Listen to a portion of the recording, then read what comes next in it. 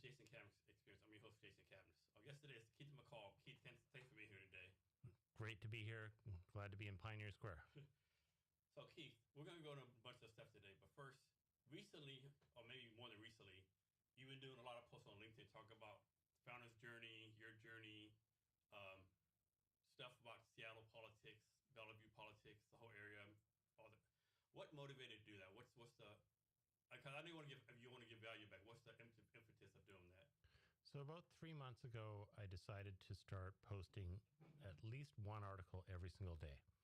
And the idea was to basically try and give back some experiences that I've had as a founder, as a person in the Seattle area, not only Seattle, but Bellevue, Woodinville, and the East Side, and also to talk a little bit about how we should be thinking about the world to change it for the better. And so my experience, Jason, was essentially long-lived. I've been 30 years in the Seattle area now, and have experienced a whole bunch of stuff. And I see what we could do to continue to evolve where we started from and where we can go to next. So, do you just like wake up Monday morning and in your brain it pops, I'm gonna talk about X, or do you have like some kind of content plan for like a whole month or something like that? I don't have a content plan at all. I have a routine. I wake up about 6:45 in the morning. I take my dog out to the deck. We sit outside for about an hour, and I think about what's the most important thing that I could share today. And it changes from day to day.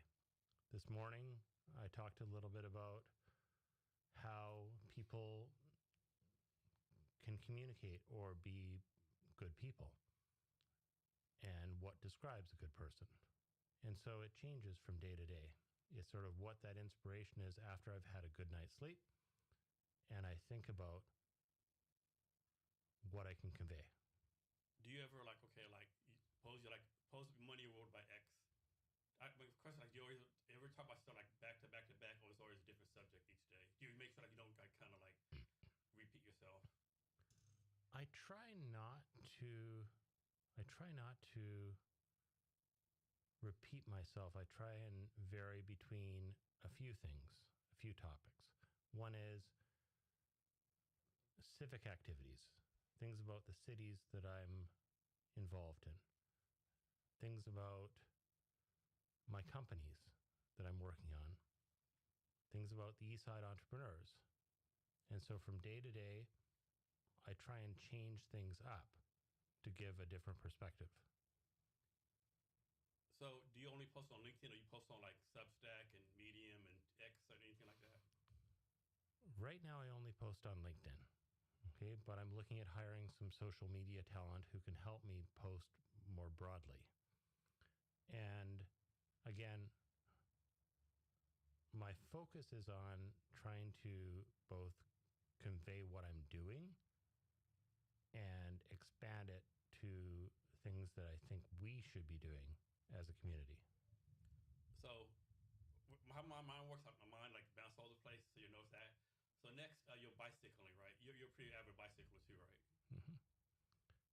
So I bicycle regularly from my home in Sammamish up to Woodinville. It's about an 8 or 9 mile bike ride. I enjoy getting out in the outdoors, and I enjoy reflecting on things that I can blog about. And sometimes halfway into my bike ride, I might look up and I might see an eagle in a tree. And that eagle inspires me to say, how many people who are biking or walking around this trail actually notice that eagle? Right? How many people look up? And that's a big inspiration for me. Yeah, so I live in a town called DuPont. And July 4th, I went on the water, just sitting down, and just out of nowhere, these two eagles came out of nowhere, right? Flying around, right? And at first I was kind of like, Jason, don't mess us up by taking a picture. Just enjoy the moment. Exactly, and enjoying the moment and thinking about how can try and convey that inspiration to others is key. I talked about looking up in my blog post, and I conveyed that into a trip that I took to Hong Kong a long time ago. And the reality about Hong Kong is that you walk through the streets and you realize soon that there are 1, 2, 3, 6 floors of buildings above you. And so the best dim sum place might be in the 3rd floor. And so you have to look up. And so just like looking at eagles, you have to basically be aware of your surroundings. Yes. So what kind of feedback have you been getting from your LinkedIn articles? Some of them are small in terms of capturing information, but one of them that I posted about 2 weeks ago garnered 150,000 impressions, over 1,000 likes, and a bunch of connections for me that I had never had before. And that article was about Microsoft and the recent layoffs. Yeah, I have a couple of friends got caught up in that, yeah. Yeah, and I think one of the things that people relate to is the fact that, like, what I basically said is that, you know what, I've been out of Microsoft now for 25 plus years. And people need a friend. People who are coming out of that environment need to understand they need to spend a few months off. Yeah, that's what I tell everyone, man. Decompress, like take some time. If you can, of course, you know, people's economic situation, but if you can, like take some time off, like, yeah. Just take some time off, realize who you are, spend that 6 months, and when you're ready to come back and talk to people, whether or not that has to be immediate for financial purposes or whether or not that has to be, or that can be in 6 months, that you just take that time and you figure out your direction, your destination, your role in life. Yeah. So, I mean, you probably don't remember this, but a couple weeks ago, you did a post about homelessness, right? And I said I have a solution, right? So I'm going to share it with you.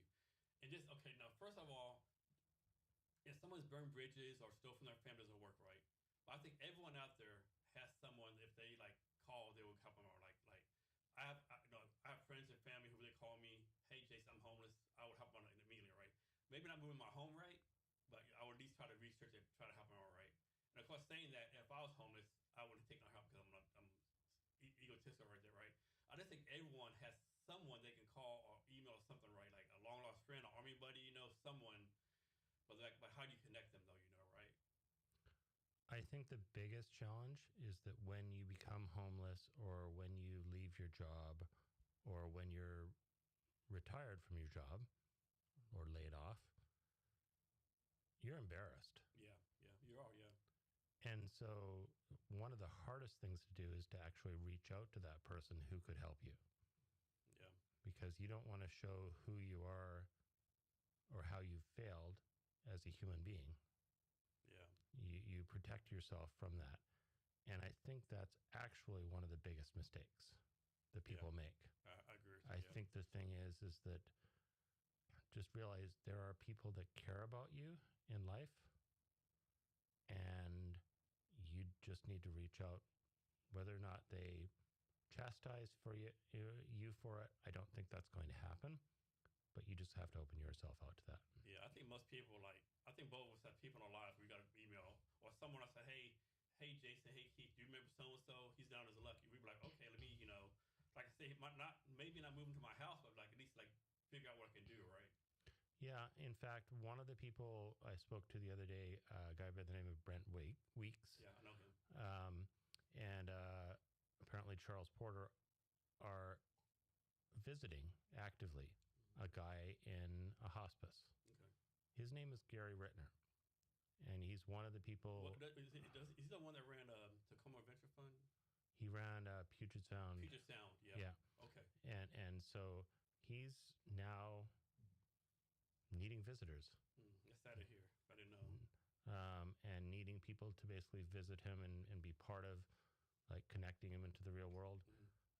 Still. Okay. but he's on his way out. And so just having that compassion, having that care, and thinking about people who you've interacted with in the past is something that I think is really compelling and interesting. Yeah, I think we as humans, we tend to forget like what other people are going through. We tend not to be empathetic enough, compassionate enough, right? I don't care what you're going through. Someone's going through something way harder than you, right? Someone is going through something way tougher than you, right? I think we lack compassion a lot of times. Yeah, and we have our highs Mm-hmm. and we have our lows. Um, I've had times where I've sold companies and been ecstatic about making money from those companies, and I've had challenges where I've had lows where we've spent that money trying to basically make the next company happen. So you never know. I mean, and oftentimes the most important experiences is actually interacting with people and sharing the moment, positive or negative, and being part of that conversation. Yeah. Let me ask you this: tell me if I'm correct or not, right? So if something happens in Seattle, it probably affects cities around it. But if something happens, we'll say in, I don't know, Kent, it probably doesn't affect Seattle that much. It does and it doesn't. So, from a Seattle perspective, um, Seattle's going through some difficult challenges in terms of how the city evolves and what it turns into. Kent is probably growing, as is Bellevue, as is Washington. Because as Seattle evolves, just like Vancouver, British Columbia evolved, Vancouver in Canada is now mostly a tourist destination. There's not as many businesses there that are headquartered in the center of the city. They've moved to the outskirts, to various locations, Delta, Abbotsford, Burnaby, and they've planted their companies there in those locations. And Vancouver is a tourist spot. I believe that Seattle is actually turning into more of that, a destination, whereas now Kent and Redmond and Bellevue and Woodinville turn into more of the corporate campuses. Yeah, I'm a big critic of Seattle sometimes, but one thing I give it credit for, I don't know, did you do any of the World Cup stuff in Seattle? I mean, it's a great time. Like they had watch parties here in Pioneer Square, people going out. It's like I was able to watch the fan marches from the office. It was just such a good time, right? Whoever planned that, I think did a good job, right? It was like all out, I think, you know. So much whoever did that, much credit to you, right? Exactly. So, like the Young Professionals Nexus in Seattle ran an event at Fogo de Chao on the top story of a building during one of the games that was happening. I think it was the Brazil game.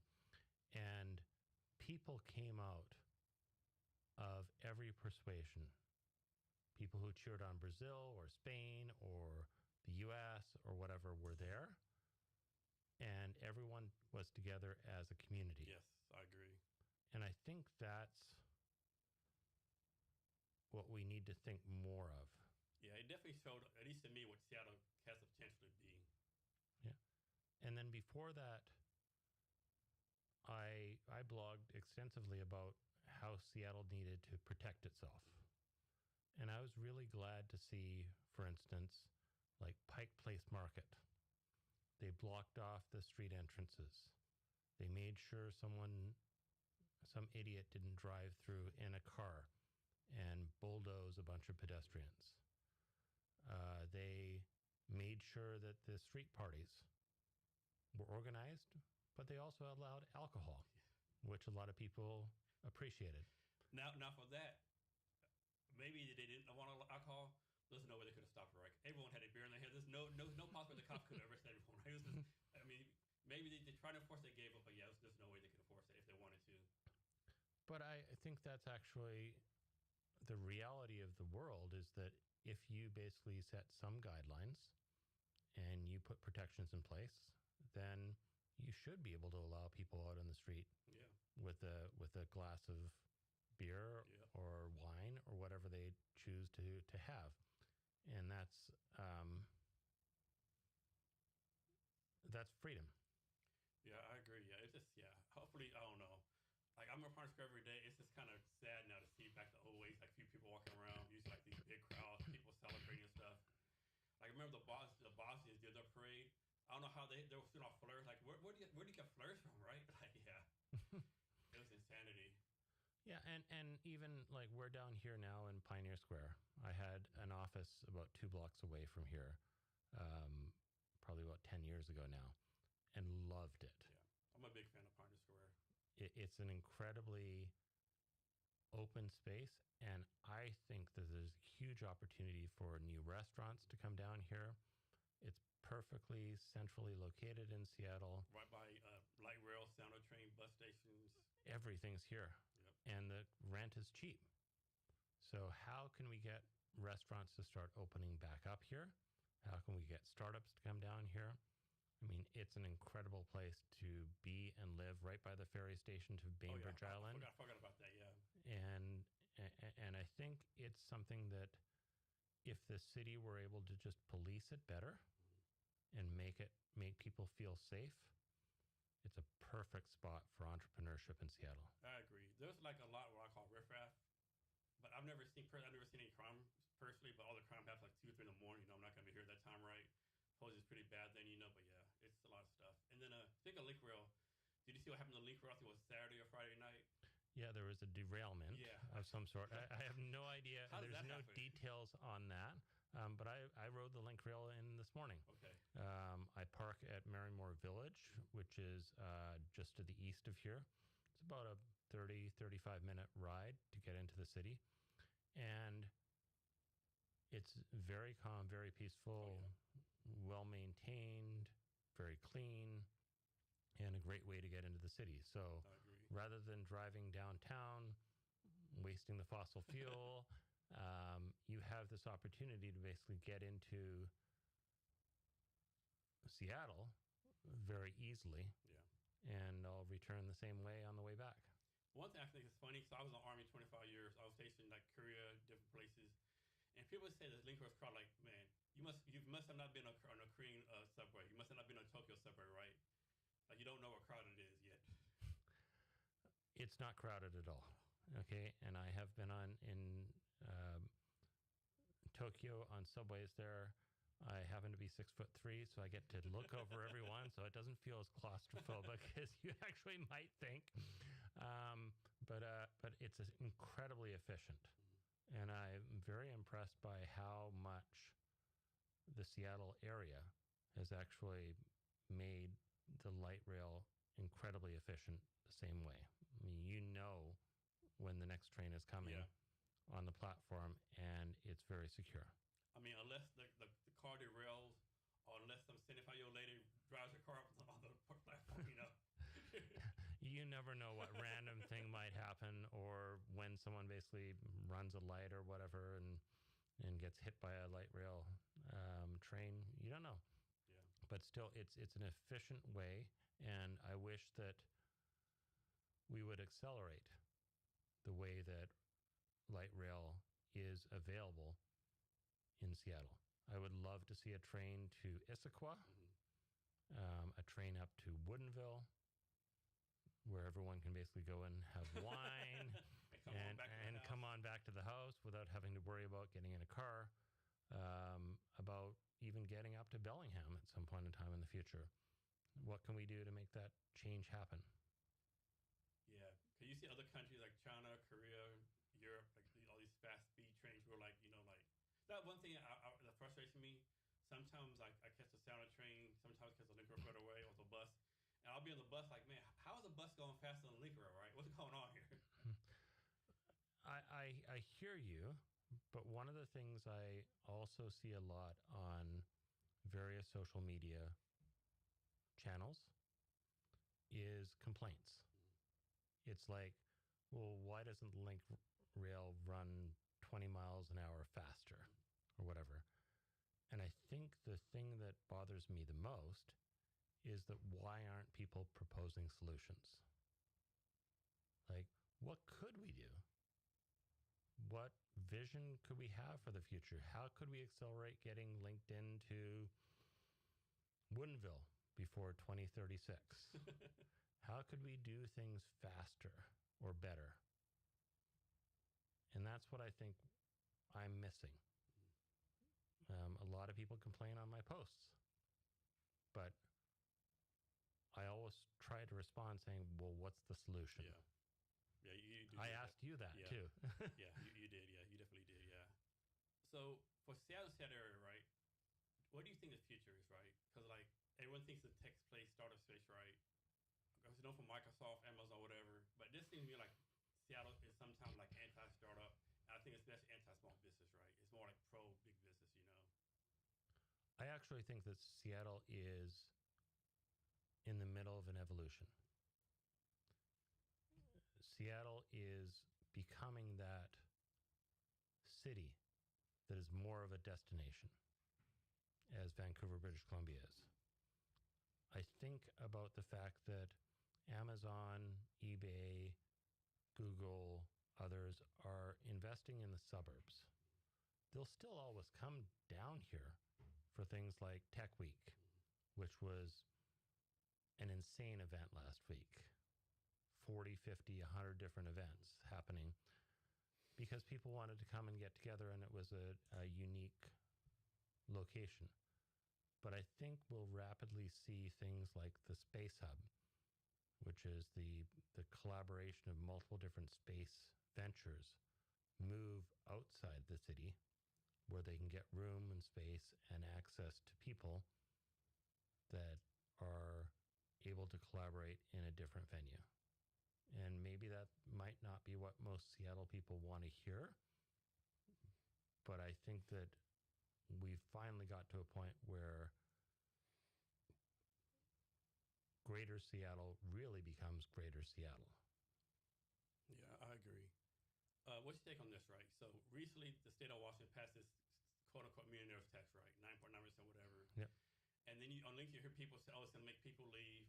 Other people jump in, no one's going to leave, right? Then all this kind of stats, right? And this is my take, right? So, like, I think that this is what we need to be concerned about, right? So about a month ago on Facebook, this person did a post on Facebook. He said, hey, my name's John Brown. I've owned this company for 30 years. We make camshafts. I've decided, because of all the stuff going on, to move my company to Mesa, Arizona, right? And so he has 100 people. He said he's going to offer to take people with him. They come, they do, they don't, right? So I think me, the concern is more like these 100-person companies are less leaving because of all the stuff going on versus the big companies. I know a lot of people who have either been entrepreneurs or been successful at big companies are leaving. They're friends of mine and they're colleagues of mine, and they're going to Miami or Austin or other places. That's a loss because those people would otherwise invest their time, commitment, and money into the local community. The smaller companies, especially, or even bigger companies, as they are about to exit, would be wise to leave Washington State before they exit. So in the last year, when they know they're going to basically be in a situation where the company is going to sell, they move. And they get away from the 10% tax. That's the motivator. It's as simple as that. You basically establish your domicile in a different location, and you don't get affected by that tax. No, I think I'll be wrong. I think like somebody's doing some kind of what's it called? Like a ballot initiative for November to take it off. I guess they have enough signatures to put it back on there. And I know the tax doesn't officially go like 2029 or 2030, right? So it's some time to go in effect, I think. Yeah, I think it's a huge mistake for both Washington State and for Seattle to put that into place. Yeah, and of course the fear is like most people, other millionaires are worried about that, but I think everyone knows, at least they think they know, that like every couple of years, hey, we need more revenue. Now $500,000, now $250,000. You know. Yeah, the thing that upset me the most, and I've been posting about Seattle, although I could post about Woodinville or Bellevue or whatever. I've been posting about Seattle because I think it's the most broken city in the state. The 0.3% sales tax increase that just got put on the table to fund additional bus service, etc. Well, at the same point in time, I rode in today. Yeah, they don't check. On light rail. Yeah. No one checked that I had a ticket. I watched people walk onto the train without a ticket. Yeah. And that 0.3% could be created by people just walking the train and making sure that people paid their fares. Yeah. I actually read the light rail a lot, link rail a lot. I'll probably say maybe 5% of the time someone checks fares. Maybe 5. I'll say 10% it'd be, I've never seen it. Never seen it happen from the east part of Seattle. So that's 15 times in the last month. Yeah. And it's a stupid waste of money and a act of privilege. You could basically say, you know what, we've decided as a state or as a city to make light rail free. Mm-hmm. Do it. Yeah. I mean, it's free for 18 and below right now. Yeah. So just, I mean, if you're going to not enforce it. Homeless people get on there for free. Yeah. If you're not going to enforce it, just make it free. Yeah. Okay. And then you balance that into the budget. But the point that you're making, which is these additional taxes, these additional costs, these additional matters go back directly to the taxpayer, and it goes up and up and up and up. And no one seems to be spending the time to actually balance the budget. Yeah, I think this is me personally. Like, obviously, no one knows higher taxes, but I think most people not mind paying taxes if the government can say, "Hey, Jason, you spent $10,000 on taxes. The money went to this. Money went to that, right?" As far as I know, they never done that and incapable of doing that. No, and then at the same point in time, you get additional challenges, which are, for instance, small businesses or restaurants trying to keep people employed. And they're having to keep those people employed at a very high minimum wage, which has closed many of the restaurants in Pioneer Square or the Seattle area because they cannot afford to pay the workers based on the traffic they have coming into their restaurant. And that's a huge problem too. I think there should be some reflection around that.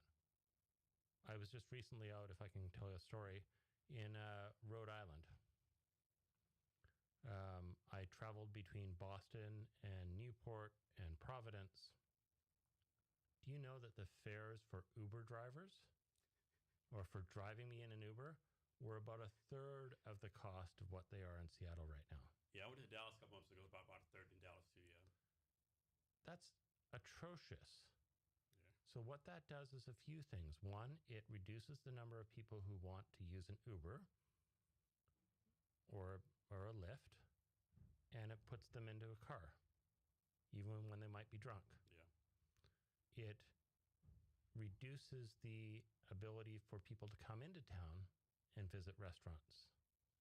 It reduces people moving between different locations and experiencing new things in Seattle. We have to do something about that. Yeah, and for small business, right? So you went to my Deep Tech event. Do you remember the bartender, Natasha? Yes. So she got approved to open a new bar here in Pioneer Square. Okay. And they're telling her it's going to take her around 3 months to get all the licenses done, like the health permit, bartender, liquor license. Man, 3 months? Like, are you kidding me, right? So that's just insane. Like, maybe that's normal everywhere else. I don't know. So that seems like a long time to wait for any kind of license, And I think that's part of the bureaucracy of what we're experiencing here. I said before, I don't think, having experienced it, that Bellevue and Woodinville and even Redmond have the same bureaucratic problems that the city of Seattle has.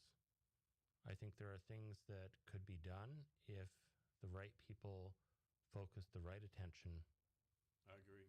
And really focused on what it is that we're trying to do. Yeah, like Seattle and Bellevue, right? I mean, they're, what, 20 miles apart, but sometimes they seem like in different wards, right? As far as like the politics, the culture. Like Seattle, you have to pay parking all the time. It's pretty much free parking in Bellevue. It's like so different, right? I don't know. Well, Seattle is a little bit more constrained in terms of space, but still, I mean, the idea of potentially, why don't you build a big frigging parking garage somewhere that is free? You build it beside a light rail station, and then people start using it to go from Seattle to other places that are connected by light rail. They go to Marymore Park for a day. They go to Mercer Island. I don't know. Maybe there's other ways to think about solutions. Well, like you said, all the people in Seattle who run everything, are they open to solutions, right? Are they just stuck in their ways? Like, it's always been this way. I don't know. I don't know if people are stuck in their ways as much as accepting That's a good point. Yeah. of the status quo. Yeah. That's a better way to look at it. I mean, we could basically look at high-speed ferries between Seattle and Bainbridge Island or Edmonds. Not the old ones we've had for 30, 40 years, right? Yeah. We could have high-speed passenger ferries that just zip across to these various parts of the state. But I don't only blame Seattle for this. I blame Washington State for this. And I think it's actually not just a Seattle problem. I think this is a state problem, and it's centered in Olympia. Yeah. So do you hear about this? This happened 6 months ago, right? So I guess the state of Washington, they put out a government contract to, like, they want to, like, build some electrical ferries, right? And so in the state of Washington, if you have a company, you have to follow all these rules, right? Climate, whatever, whatever. And so the contract ended up going to a company in Florida, right? Because the Florida company didn't have to follow the Washington rules, right? So the Florida company was there becoming way cheaper, right? So people are like, man, you put the rules on, so you're punishing your Washington companies, and now this ferry is gonna be built in Florida, and they're gonna have to like ship it all the way to the Panama Canal to get it here, right? And people are like, what sense does it make, right? Why, like, you're punishing your own companies, right? Well, and I think what you're seeing is we're trying to go outside of our boundaries and really, so the thing I would do is I would budget, okay, so how much can I get an electric ferry from Florida for? And then what is the cost of doing the same thing with an electric ferry built in Washington? And then you look at, okay, so if I'm going to pay 30% more for the ferry to be built in Washington, is that a better thing than for it to be built in Florida? And then you map it out. Yeah. I don't think we do enough about that. Yeah. And I think that I'm going to go off on another tangent a little bit here, if I can. And this is radical, okay? Which is, should the Washington state government be located in Olympia anymore? I mean, no argument there, right? I mean, yeah, I mean, like, it's the southernmost part of the state almost. It's like way down there.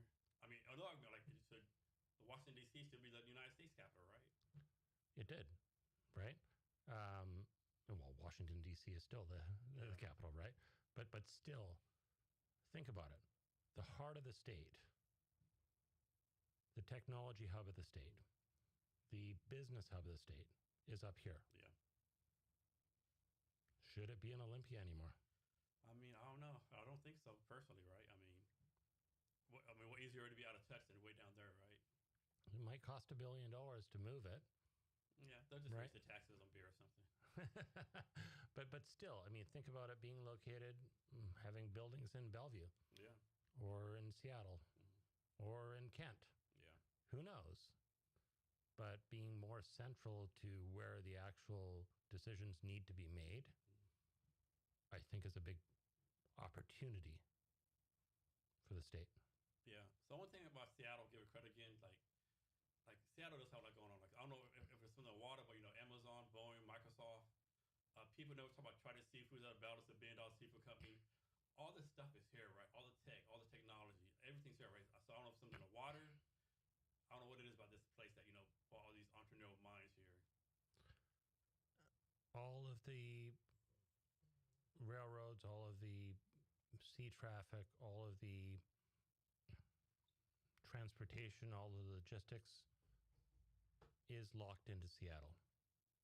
And that's why I think we're not thinking about where we need to be in the next 100 or 200 years, which is not in Olympia. It's up here. So do you think since Seattle has had all the success through the years that it's made us kind of complacent, It has, but we haven't also addressed, there's two problems here that I don't think people are looking at. One is Seattle has some problems. And I think we're struggling with addressing those problems. And I believe it's actually slowly getting better. I don't know how many elections or how many councils it will take to basically turn Seattle into the right place again. But at the same point in time, I think we haven't addressed the needs of the state of Washington. I run an ag tech company, and I fly drones over farms in eastern Washington.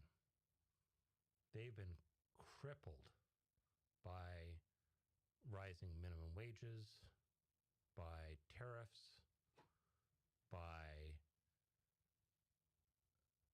ICE raids. It is a bigger problem than just Seattle that we need to deal with.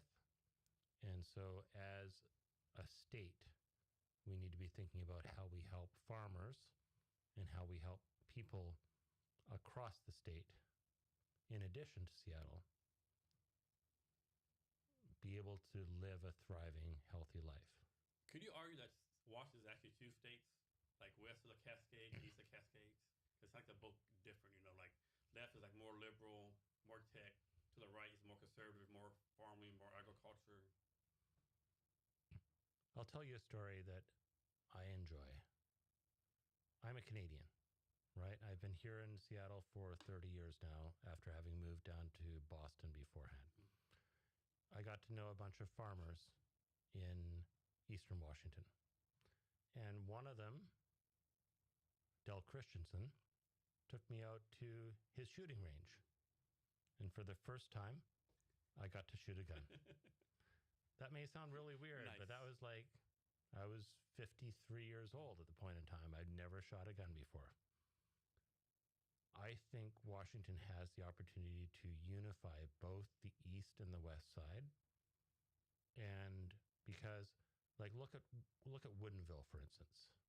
It's the heart of Washington wine country. There are no wine grapes there. They all come from eastern Washington. So we already collaborate across the east and west of the Cascades. And so I don't see a need for it to be ununified. I'm disappointed about the differences in political structure between the east and the west side, but I still understand it. Yeah, I think some people don't realize either. Like, people want to make you think, oh, if you're left, you believe everything like this, or right. Like, I know plenty of quote-unquote liberals who believe in guns. I know plenty of conservatives who believe in abortion and don't believe in death penalty, right? But they try to fit this like one size fit all thing. Rather, we're all more kind of like more centrist, I think. But the far left, far right gets all the news attention for some reason. Yeah, I think it's bigger than that. I think we have to realize that Washington State is like, it's like its own mini country, right? You've got places that people, even in Seattle, have never been before. The Olympic National Park and the beauty that's to our west. you've got the ability to drive for miles across Washington State and see some amazing farms and property and landscape. Visit Wenatchee, visit Leavenworth, visit multiple different places. It is a country in its own right, although it's a state. And I think it's good as it's structured. Yeah, I definitely think, like, suppose the United States broke up, each state becoming its own country. Washington would be definitely one of the states that could make it on its own right. Texas, New York, California, Washington. If it's a 50 state, you want to be in Washington or New Mexico, right? Or Washington or Nebraska, right? I think Washington has a better chance to make it as a country than other states.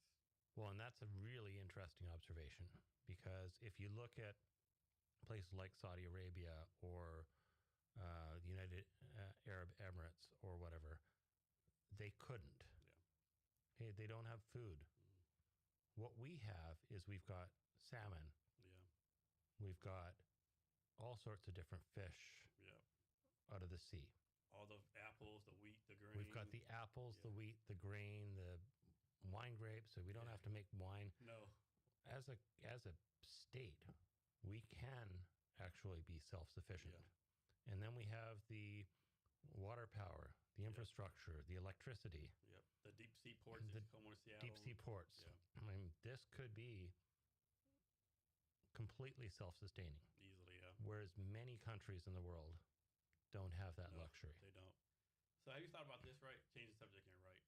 I could be wrong. I don't think most people in Seattle, Washington realize how much military is here, right?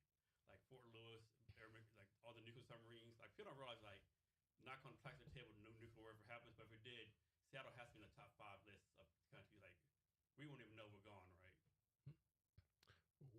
I don't know enough about the military infrastructure here. I know that we've got the bases, we've got the nuclear submarines, we've got a whole bunch of infrastructure here. And that is also a plus for Washington. What I know is that it is a self-sustaining region. Yep. That I think people underestimate. Definitely. I worry about the fact that if people realize it, we are also a target. Yeah. I think we'll definitely talk, because we're number 1 or Norfolk Air Base in Virginia. As far as like the amount of nuclear substations, we're 1 or 2 between Norfolk, Virginia, as far as nuclear subs being there. Yeah. Because people don't realize how deep of a port Gig Harbor is either. Yeah. Well, we've got, look at what's happening in Ukraine right now, or in Russia from Ukraine, where they're targeting the infrastructure for the equivalent of Amazon. Yep. They're basically sending drones out over warehouses and destroying warehouses to disrupt their economic conditions. We're the heart of e-commerce for the entire United States. Amazon, Boeing, yeah. But like I said, if it did happen, we wouldn't know we're gone. It's like, so lucky we no suffering. Hopefully that happen. Hopefully that happen. It doesn't happen yet. Yeah. So I'm actually going to talk about this. You don't have to know what you're right. So in Seattle, they recently forced the chief of police to resign. Yep. And I had no idea he didn't live here, so I don't know how you hire someone who doesn't live here. I don't know if that's true or not, right? But I seen someone do a post on Facebook, like, how you gonna fire this guy? Because they talk about the positive things that's for the community, like the World Cup went off for the hits, and they're like, and they were like, hey, you make him resign because the bike accident happened, right? And Bite of Seattle happened, but how you gonna get rid of this guy when he does the good things, and you hired him knowing he didn't live here, right? I'm typically apolitical. So in other words, I try and see all sides in this.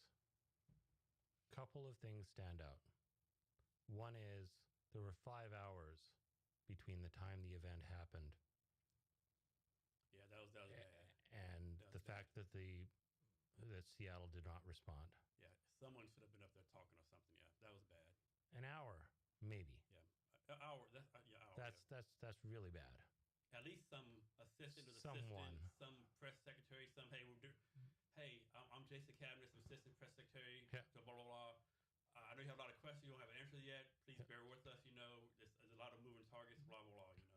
So that's a disaster. Yeah. Okay. Second thing is, I don't know enough about the police presence that actually was there at the show or what the plan was for the Taste of Seattle. I don't know. But you should think that they should have been able to respond faster. Okay? But again, what happened, and you can read articles about this, after the FIFA World Cup, the mayor shut off all the cameras. She shut off all the surveillance. There was no surveillance in Seattle Center as far as we're aware at this point in time. Okay? That's a mistake. That's a surveillance, very huge mistake, very big mistake. Should be there 7x24 to protect every citizen as much as possible. And people may argue that's privacy problems, but you don't have privacy in a public space. No, you shouldn't have privacy in a public space because you could have, through the use of AI and data management, detected that you've got a problem happening. Yeah. Or got resources on scene quicker. And I think that's a tragedy. Now, the role of the police chief in this should have been orchestrating and managing the police presence on that site and every other site. Should he have been fired? I don't know. But you know what it's going to cost the taxpayers in Washington? $700,000. $700,000 for him to be released. 18-month salary, Cobra. Yeah. That's just disgusting. I agree. My thing is like, how do you hire a chief of police? I don't know. I don't know if he lives here or doesn't live here. I know that some of the news say they live here. But how do you hire someone in that position who doesn't live at least when they drive this? Like, he has to live in Tacoma, Bellevue. Like, man, maybe not Seattle, but like they made it seem like he lived like far, far away. But how does that person justify receiving $750,000? How do they live with that? Trust me, most people be able to live with themselves, you know. I mean, I just think I think they should be ashamed and should basically think about what they give back. I mean, they might be ashamed, but they'll probably think $7,000. They've taken my family, my kids, you know. I think some people are actually more generous and motivated than that. Yeah. Especially when they've only been in the jobs a few months. Yeah, I don't know. And like, this is going to sound out bad, right? And hopefully it doesn't sound too bad. I'm just glad that this didn't happen during the World Cup, right? Mm-hmm. Like, man, if it would have happened in the World Cup, man, it would have been a double disaster, right? And I've gone back to that before, which is if I were to pray for one thing for the city of Seattle to do, which is bring together a network of entrepreneurs, servants to the community, leaders of the community, brainstorm. Yeah.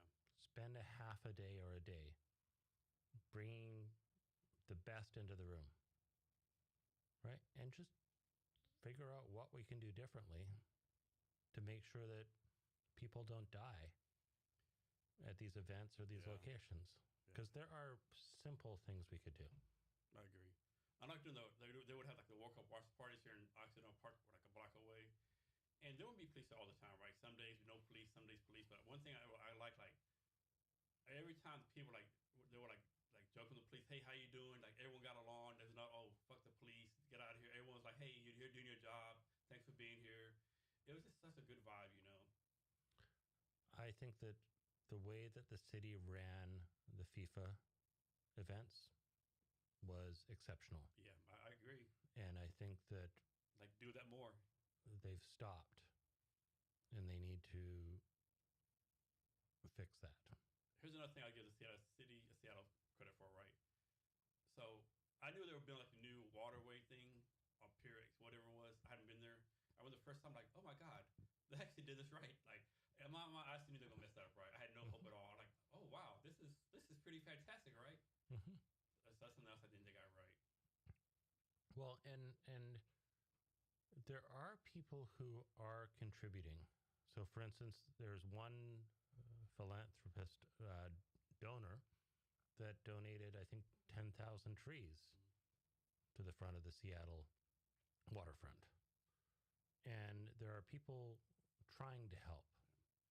I don't know if they have enough avenues available for them to help. And I don't have more data than that, other than saying, if we could think a little bit more about how we think about what we can do to change Seattle, Bellevue, Woodinville, etc., we'd be in a much better place. The other thing I think is funny about Seattle is like, it's actually a good thing sometimes, but Seattle is so neighborhood centric, right? Like I have a friend, she's a female, she lives in Capitol Hill, and she told me a few weeks ago she met this guy in Ballard. She's like, it'll never work out. Ballard's too far for me to go, right? Like, it's Ballard you talking about, right? Like everyone, like even me, like I only eat in Pioneer Square. Like I want to eat something else. Oh, that's 2 blocks away. That's too far for me to walk, right? Someone, let's meet at Pike's Place Market. You want me to walk at Pike's Place Market? Are you kidding me, right? And my biggest joke is like, people in Seattle, they think anything south of the airport is Mexico. So two things. That actually goes into like extending the light rail up to Fremont, Ballard area so you get access to some of the best restaurants in the city. That's one of the things that could be done. The second thing is, and I proposed this in one of my posts, which is establishing safe walking areas.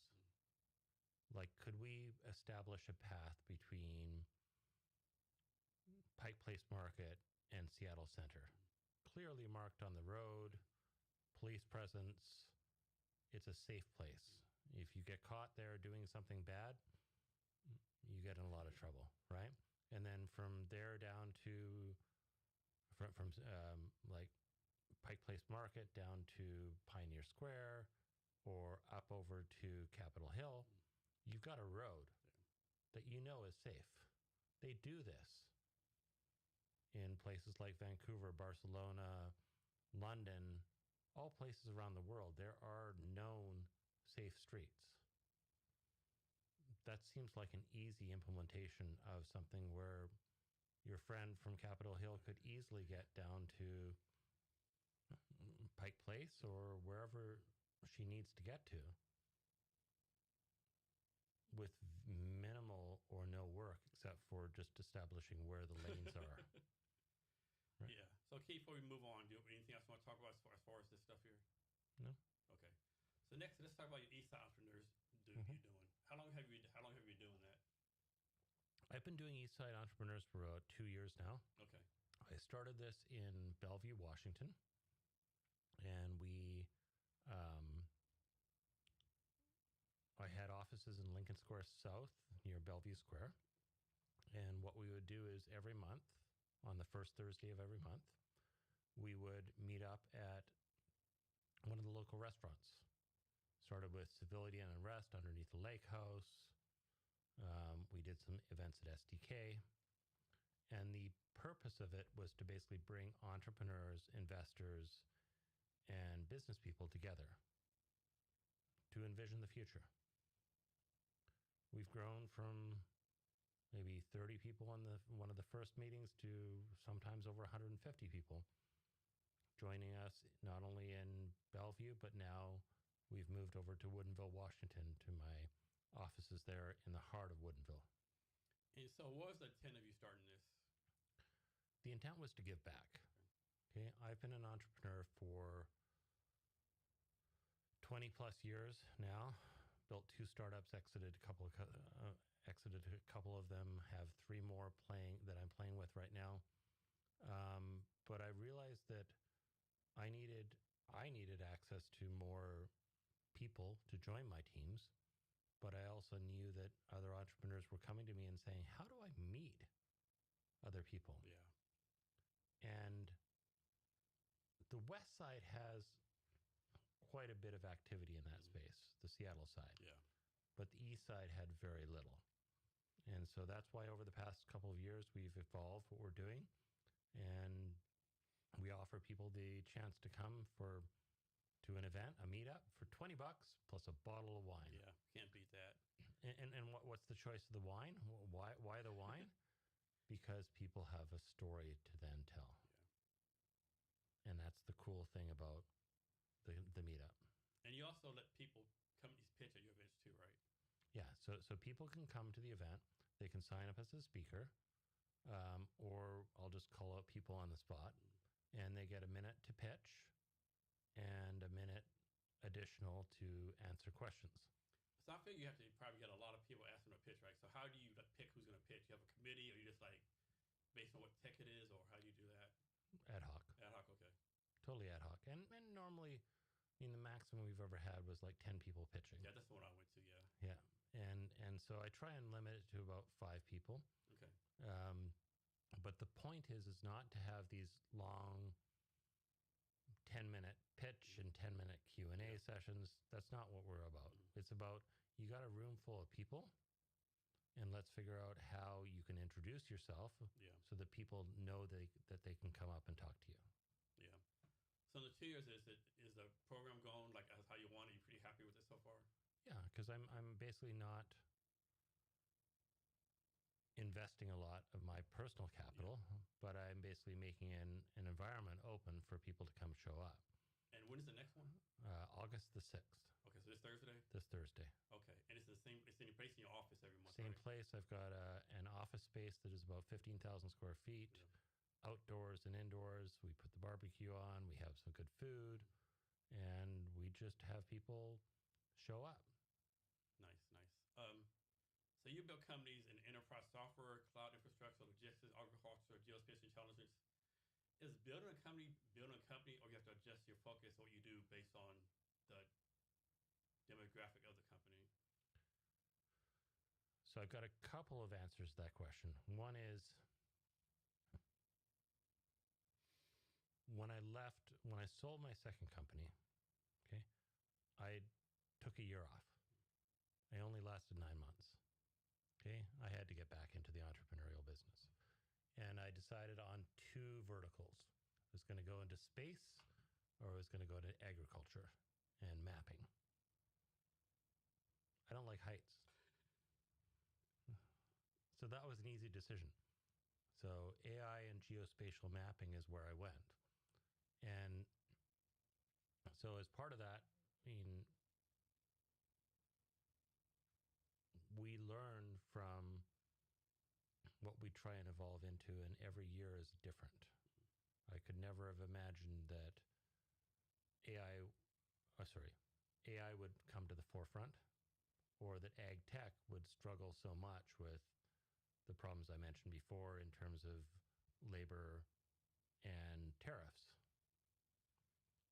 So you learn through that process when you start any company. The second part of it is you have to really understand who you're hiring and what you're hiring for. So I wrote a blog article this past weekend about the good people.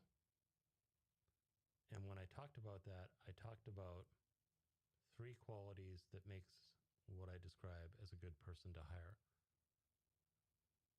The first is communication. Someone who can talk with you, right? Someone who can communicate with you. The second is someone who can collaborate with you. I've talked a lot about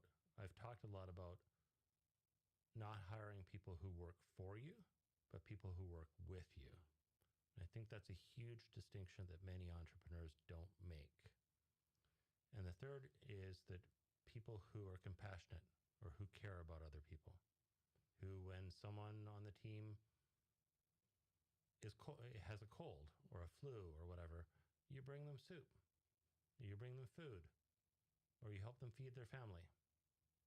And I think that's something that most entrepreneurs who really understand how to run a company really understand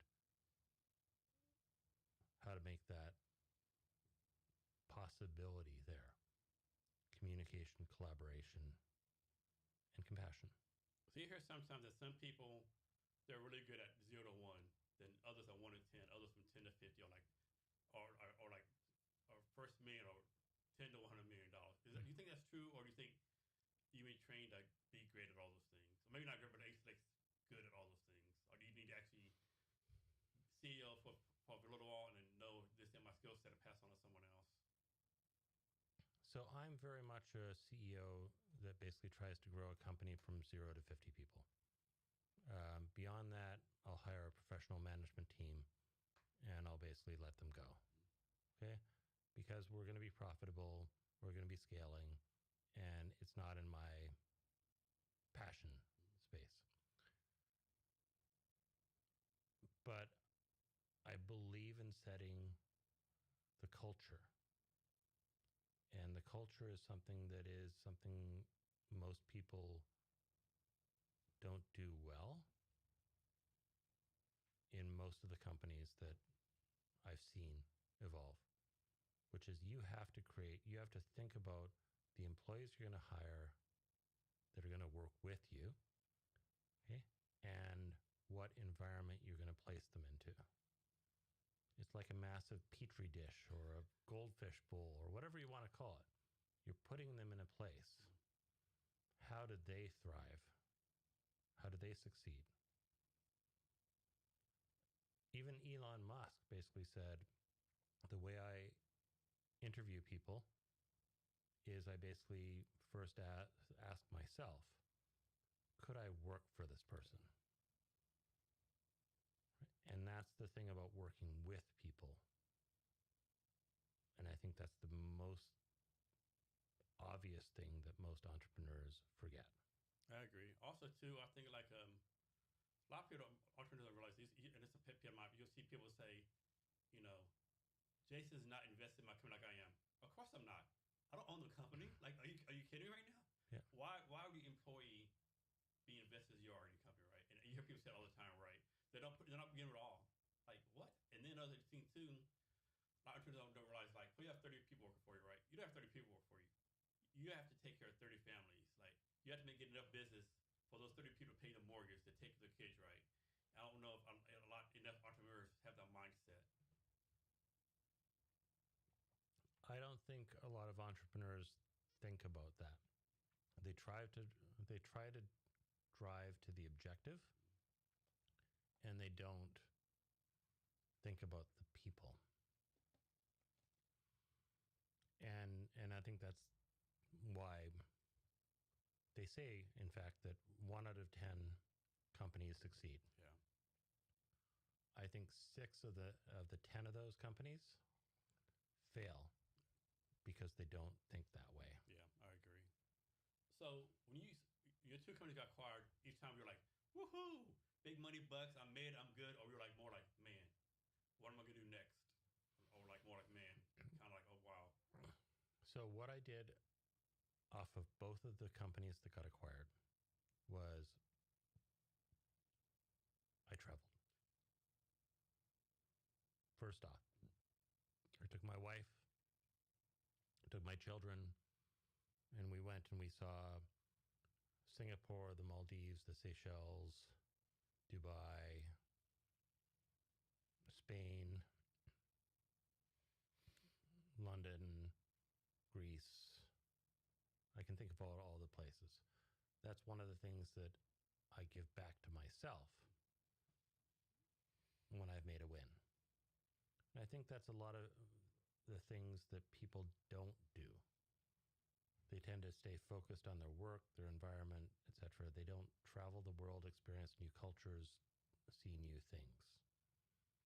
And so that was intentional on my behalf, taking myself and my family around the world to really experience how different cultures evolved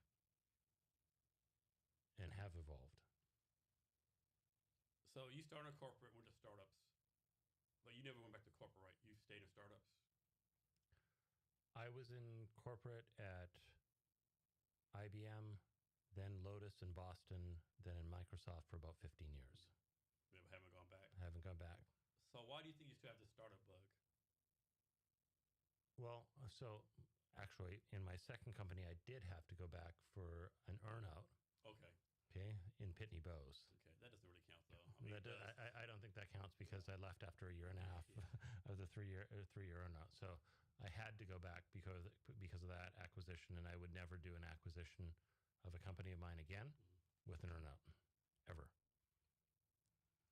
It's brutal. But I'm now only 56. Yeah. So I've got a bunch of time left. You know, talk about that, right? Because like me personally, if you tell me at 25 or 30 that in my 50s I would have all this focus and all this stuff, I'm like, man, I'll be almost dead at 50. You know, 50s, I'll be in the rocking chair doing nothing. But like right now, like I have so much focus, I want to do so much, right? Or maybe it's because I know my time is limited, you know, so I want to maximize time. But like, think about just having like the amount of focus and energy you do at this age, at this stage of your life.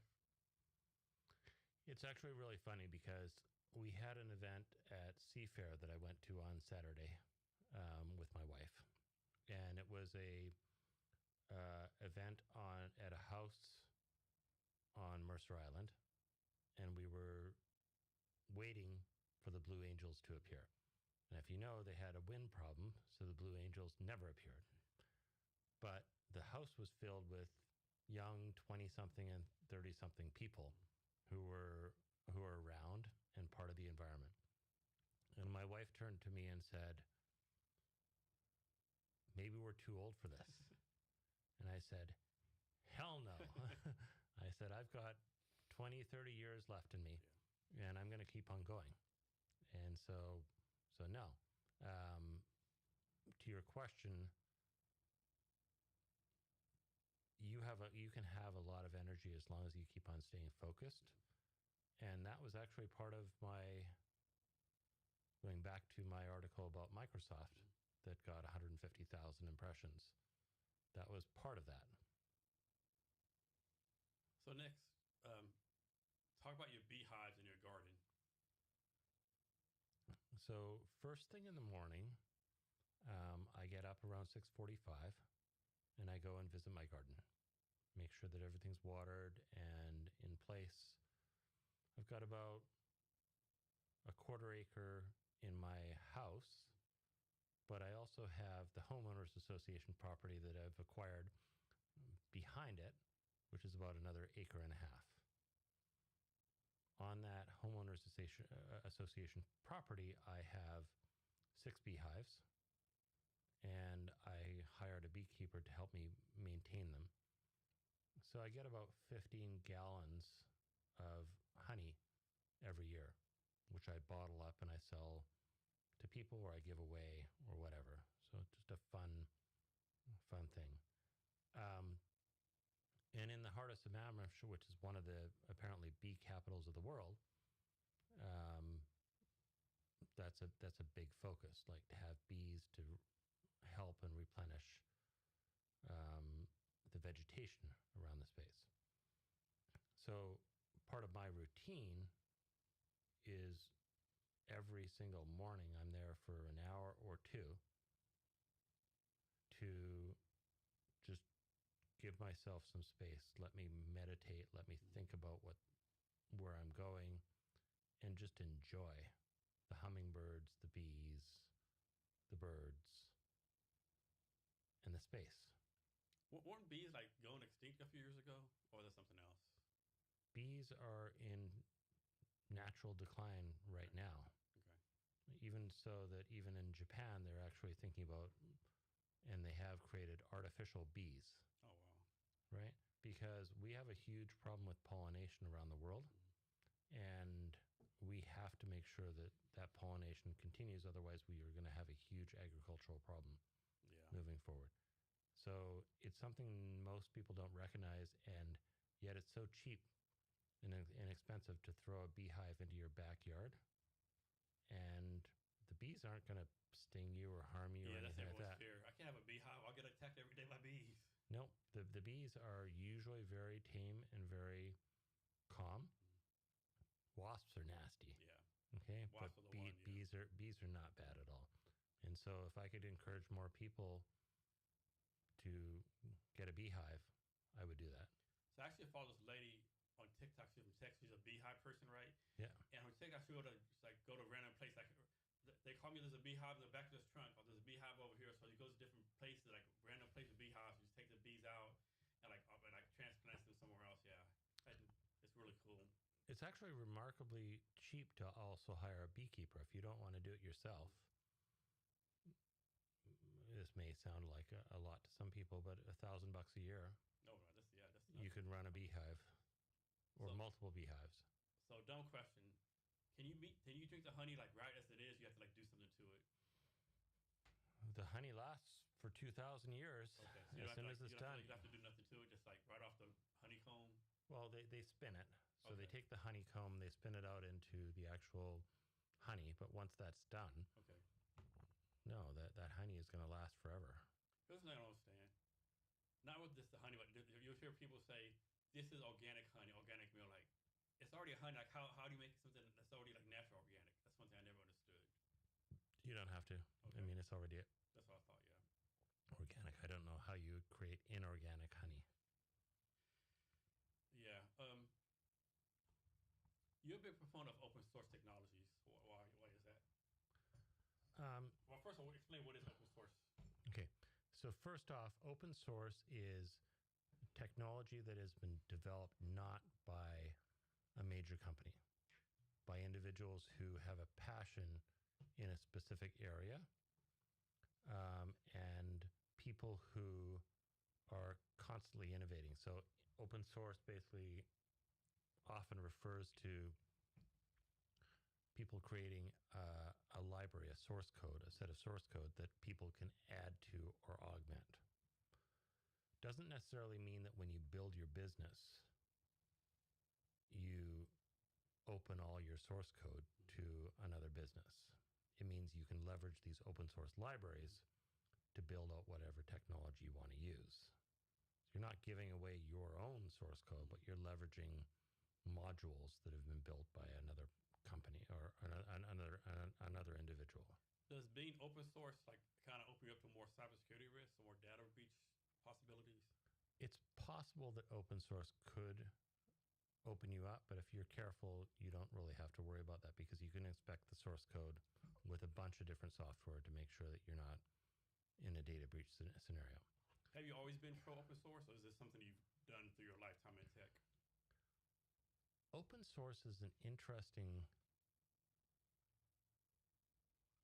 challenge. So I started my career with multiple different big companies, and open source was originally anathema to them. Even Microsoft was in the early 2000s against open source. But since they've embraced it and made it possible to be used on the Azure platform, their Azure platform just generated $10 billion of revenue this last quarter. Right? Because they're not only a Windows platform, but they're now a platform for Windows, open source, Linux, everything. So that's why one of our solutions is deployed on the Azure platform, as well as on AWS and soon to be Google, and also deployed locally. So the question is, when do you go open source?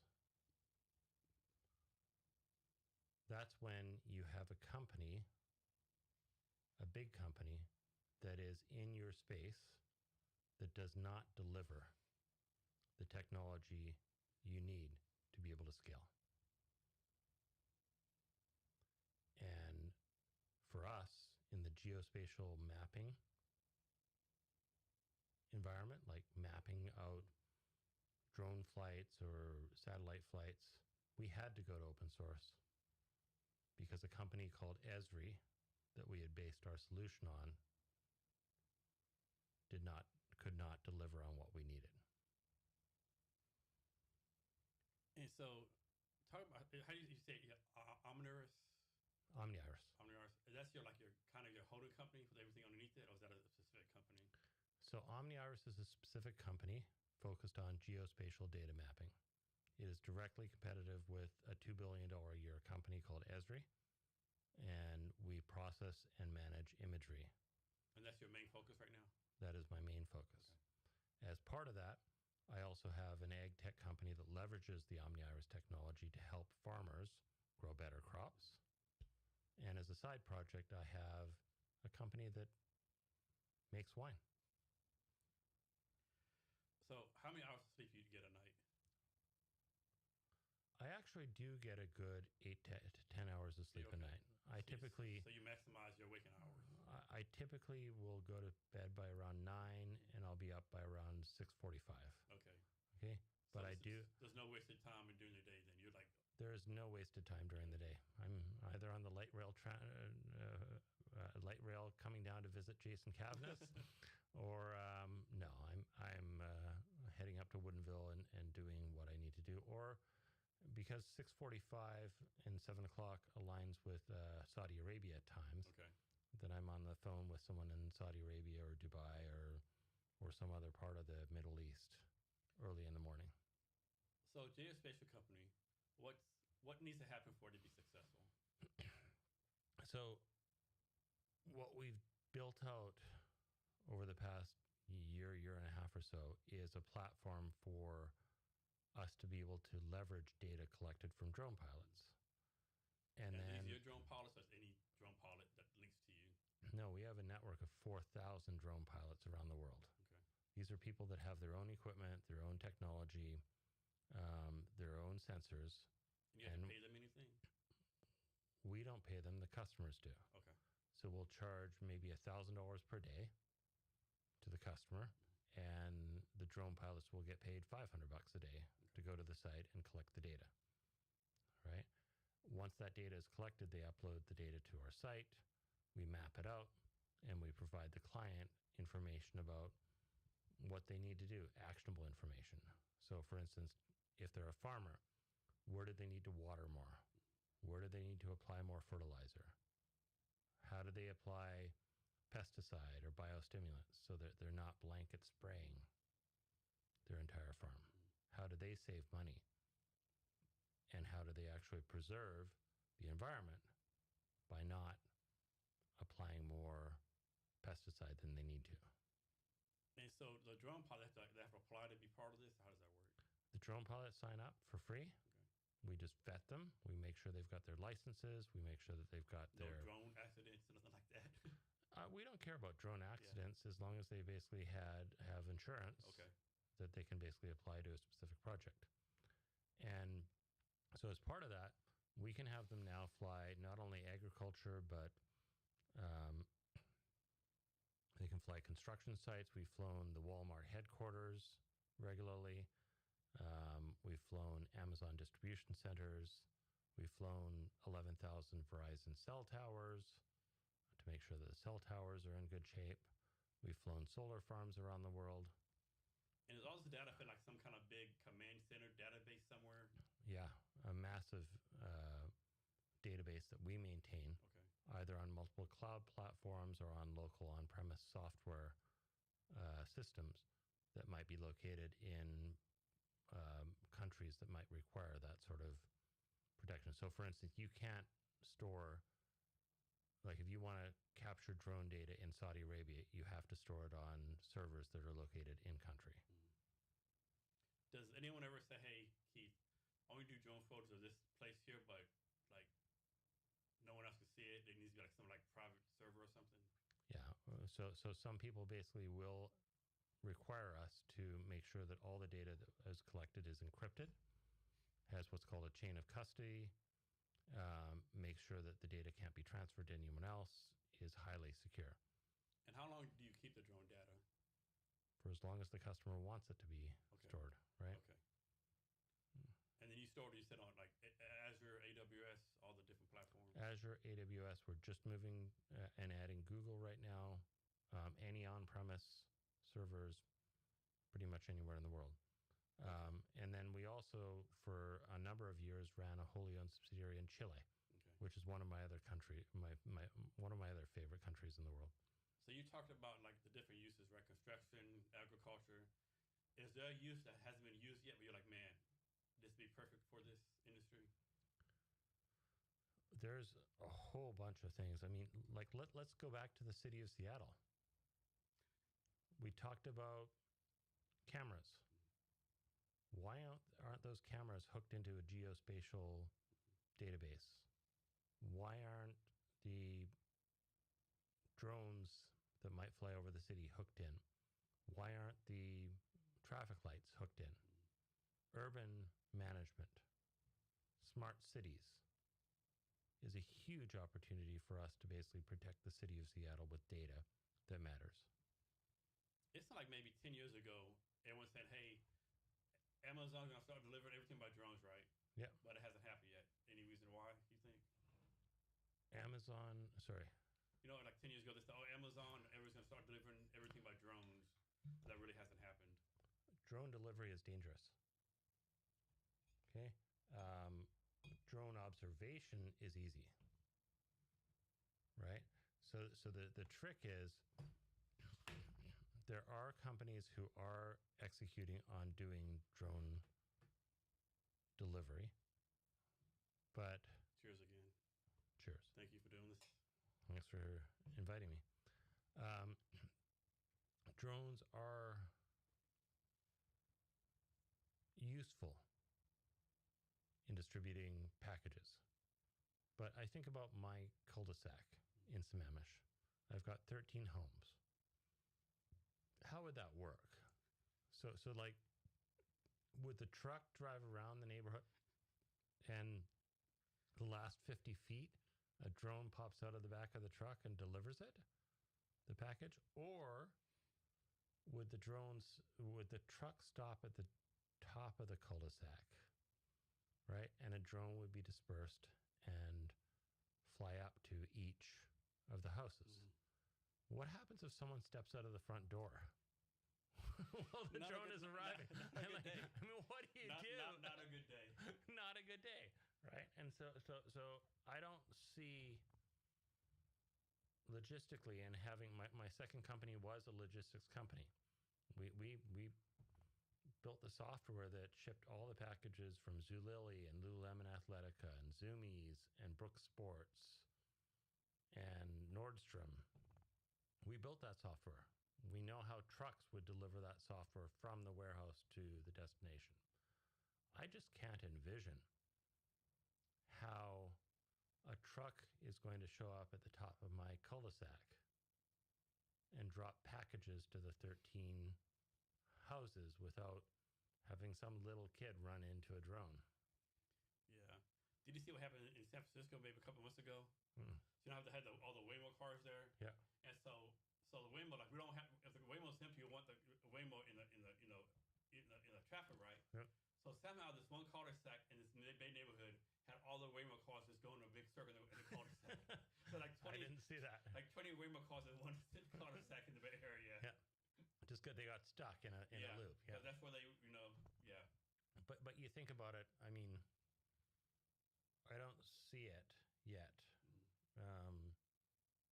So I don't know. Maybe you have chutes on top of a roof that you basically, like, the drones fly over and drop their packages through the chute, but I don't know how that really works in real. Yeah. What excites you about the future of tech?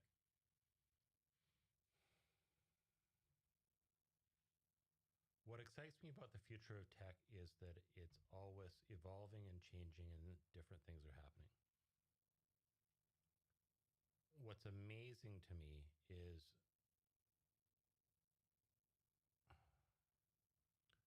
how things evolve and how the latest AI companies are getting these massive valuations. And yet, at the same point in time,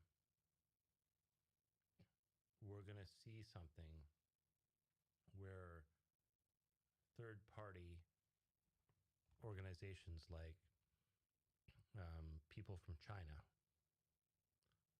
what's the term?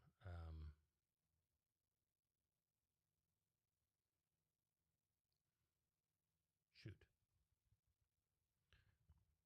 What they're doing is they're basically using technology from the major vendors to create their own AI models. Fermentation. I think it's called fermentation. And what they're doing is they're basically taking the models to create their own models. And those models are often at least equivalent, if not smarter, than the models that they came from. So the billions of dollars of valuation, the billions of dollars that have been poured into AI now become worthless. It's going to happen. Give us like your prediction for tech in the future. Now, I'll give you mine first, right? My prediction, like, you know how like way back in the day, it took like 6 months to go from England to the United States. Now it takes 6 hours. And now it takes like 18 months to go figure out Mars. I think someone's going to figure out either how to get past the speed of light or figure out how to travel the wormholes or new physics where we're going to get places like super fast. Well, I mean, we've had the ability to build supersonic jets for years, okay? And that's never commercialized itself, right? I think we have a lot of opportunity right now in looking at science in a way that we never have before. Looking at data science, looking at cancer, looking at other spaces with AI that we never have before. I worry about the overhype of companies like SpaceX. SpaceX is simply a delivery company. They'll get shit into orbit. Okay, great. So we've landed a person on the moon. Now, how is that person going to get fed on the moon? How is that person going to reproduce on the moon? And if you actually look at a whole bunch of articles on that fact, if you're up in that radiation, you're not having kids. How are we going to get to Mars? Fine, we're getting there. How do we build that out? Right? How do we build an infrastructure that supports life on Mars? All of this hype, all of this technology. I mean, I was born in 1969, and we thought we would be back to the moon multiple times over the next 20 years. I'm not being skeptical, but I think we have a lot to do to figure out where we are now to how we realize our visions off planet. At the same point in time, we have a massive problem on Earth, and that is food. With climate change, with political challenges to farms, with us not working together, I would say the number one challenge that we should be focused on is figuring out how to feed the world. So do we actually have a food problem, or is it more a food distribution problem or food waste problem? We have all three of the above, okay? From a food problem, the only place that's innovating in ag tech right now is companies like Carbon Robotics. They are able to build robots that zap weeds that help us reduce the usage of labor within farms. We are no longer innovating effectively on how to improve yields, how to improve quality, how to reduce the use of pesticides, reduce the water, reduce the use of biostimulants. It's really sad because that's because the farmers right now cannot afford to invest in those problems. Yeah. Another thing too, like, is it a food problem, or is it like everyone like wants to have more than basic necessities? Like everyone wants to have steak and lobster versus, you can get by with a, basic meal, Does that make any sense? I actually think that many people have stopped buying steak and lobster. Okay, and even in the United States, People have stopped basically spending the money for expensive cuts of meats and gone to a more subsistence lifestyle. Okay. Um, ask around you, ask people what they're eating right now.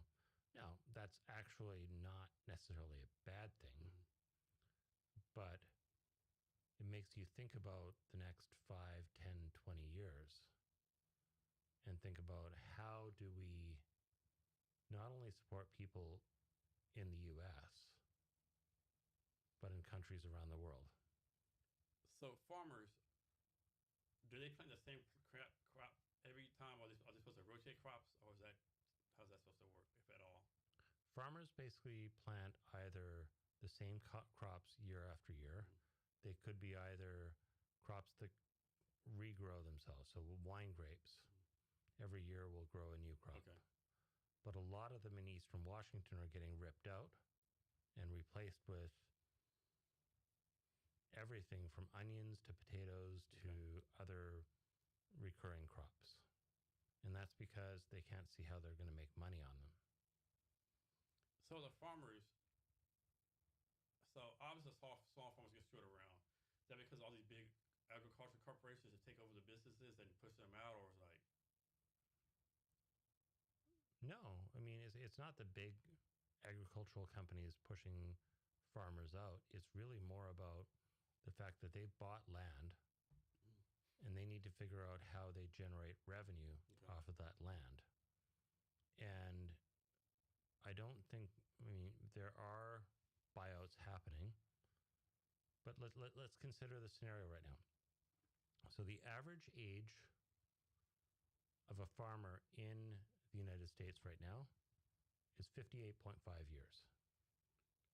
I'm guessing most of the kids don't want to be a farmer, do they? No, most of the kids are actually going and moving to Seattle to become an IT guy, right? Or girl. And so you've got an aging out population who knows how to grow a crop. Now, most farmers only have 40 years in them. They can only generate new crops every 40 years. So they're learning all the time. We don't have that data captured. We don't know how to grow the best potatoes or the best onions or the best wine grapes. That's in the minds of these 58-and-a-half-year-old people. How do we codify that? How do we store that? How do we make sure we can feed the future? Because this is a problem that is actually it's not going to hit us immediately. There's a lag time on ag. We're not going to see it. What do you think the solution is? Get moving on ag tech. Yeah. Now.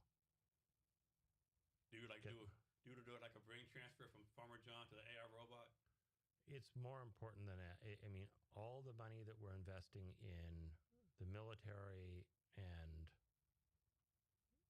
like destroying things needs to be refunded into creating better ag. And that's a very direct statement, but it is like we have to feed the world. What, from your point of view, what's like the best crop to feed the world? Like, what's a crop? We can only do this one crop, and it had to feed everyone. How boring do you want to be? As boring as possible. I don't know the answer to that question. I mean, people have posited soybeans or rice. People have lived off of the simplest of ingredients. I wouldn't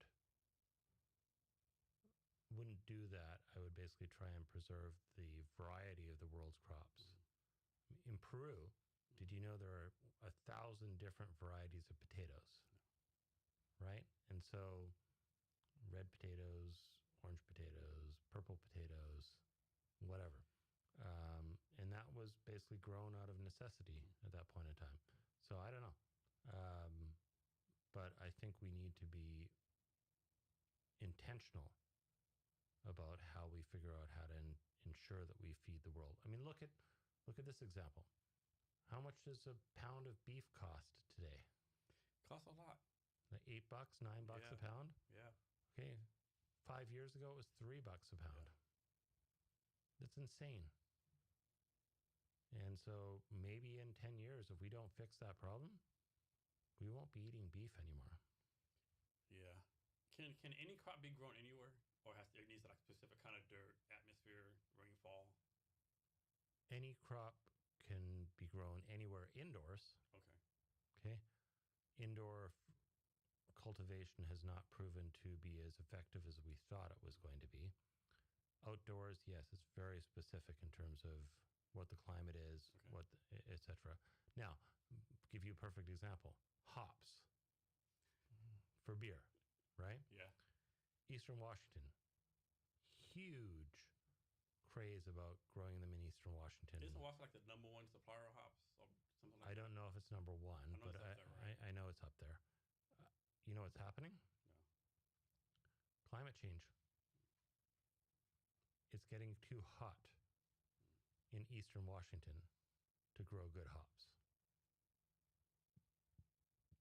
So they're having to move north. And so the hops are getting grown in the northern part of Washington and maybe into BC and Alberta and other places north because the climate is a little bit less harsh and less heated. Wine grapes, the same thing. Different. Climate change is real.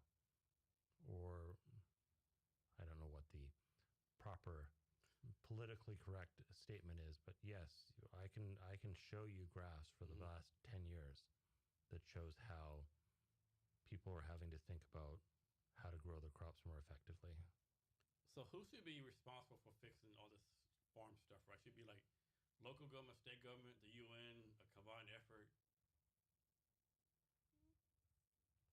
So I actually think that our priorities are misaligned in government, specifically federal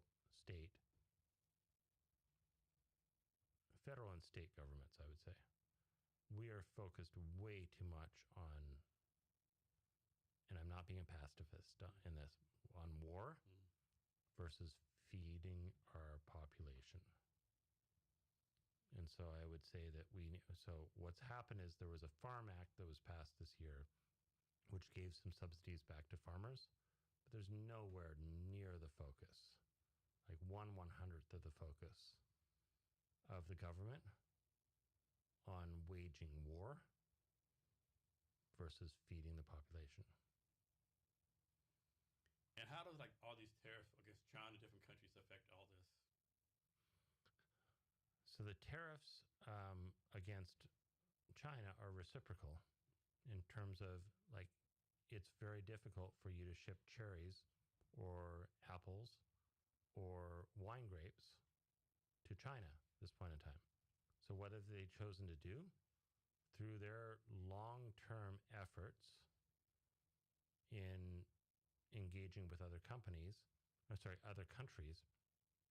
what China has chosen to do is they now source their apples and their cherries from Chile because they invested in the infrastructure in Chile 10 years ago or 15 years ago, and they don't have any tariffs of the Chilean market. So now it becomes really easy. I got a choice. Do I get my apples from Chile? Do I get my cherries from Chile? Or do I get them from the United States? There's no reason to get them from the U.S. So let's say there's someone out there, they're like 19, 20, 21 years old. Their parents, grandparents have owned this farm for generations. Like, how do you convince this person like to follow in the family business versus moving to Seattle?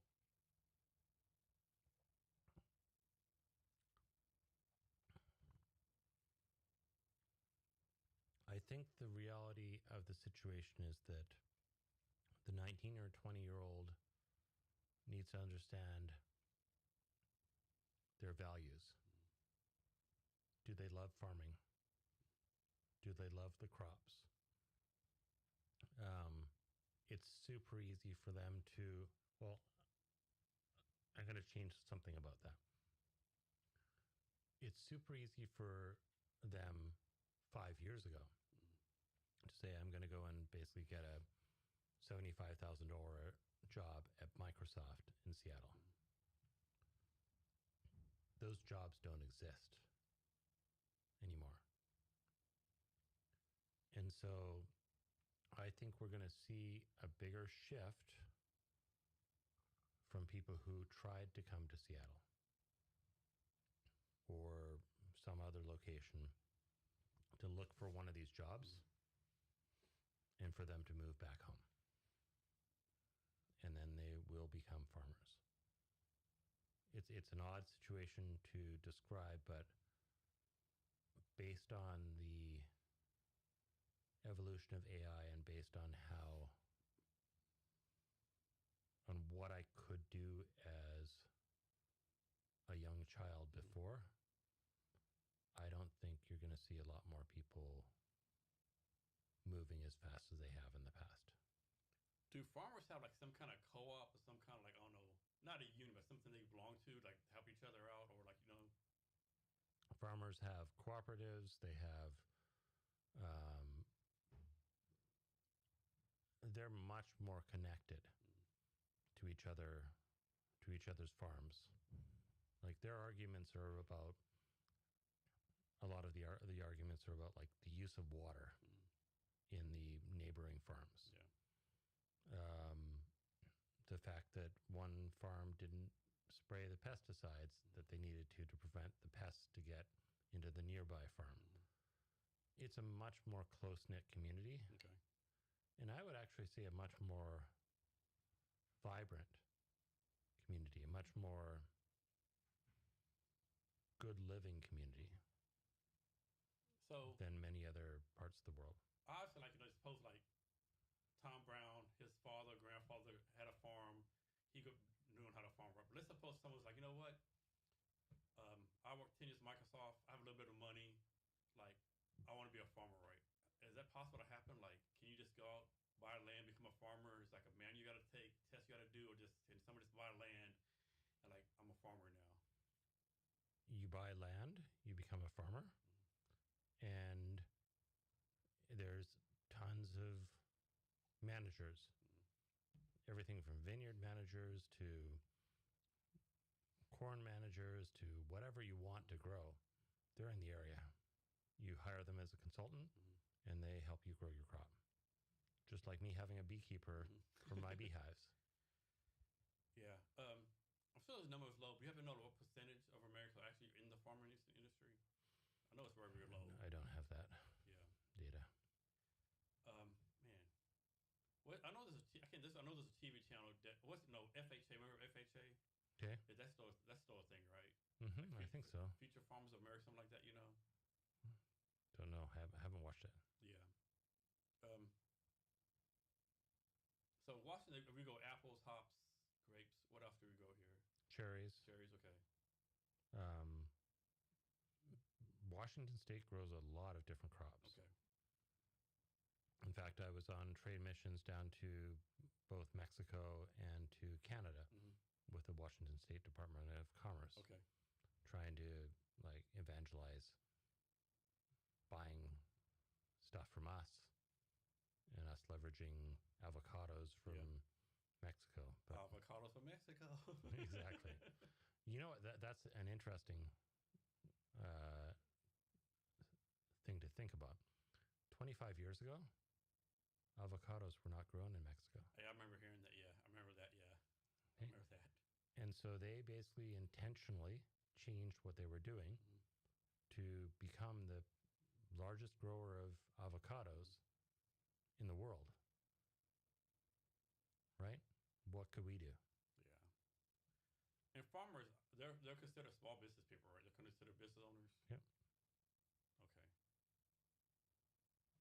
Interesting. Is there a lot of cattle ranchers in Washington? There are some. Okay. I don't think a lot.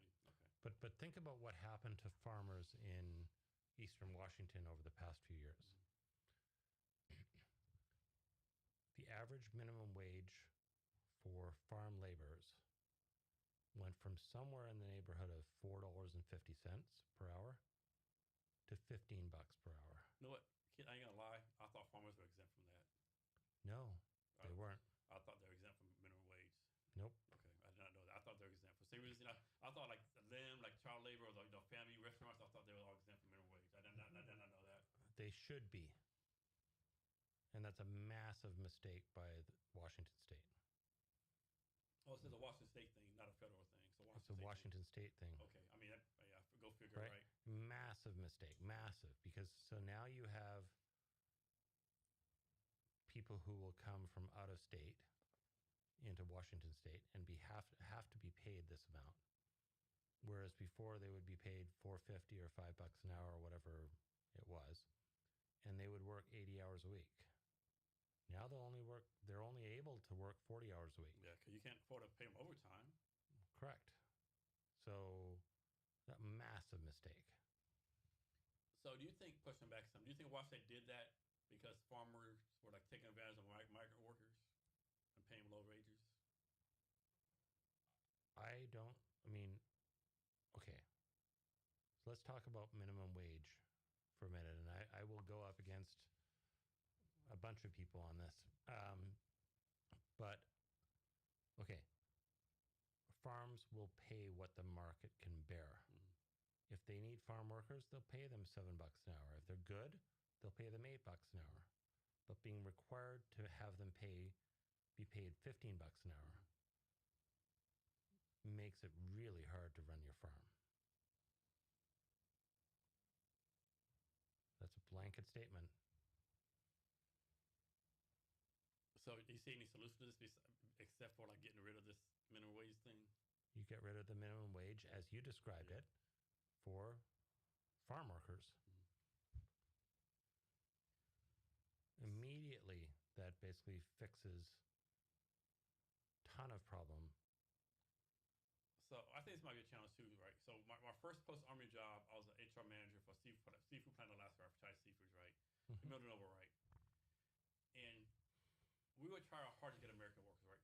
We had like one American worker. He was from Appalachian Mountains, right? Mm-hmm. Everyone's like, either Philippines, East African countries, right?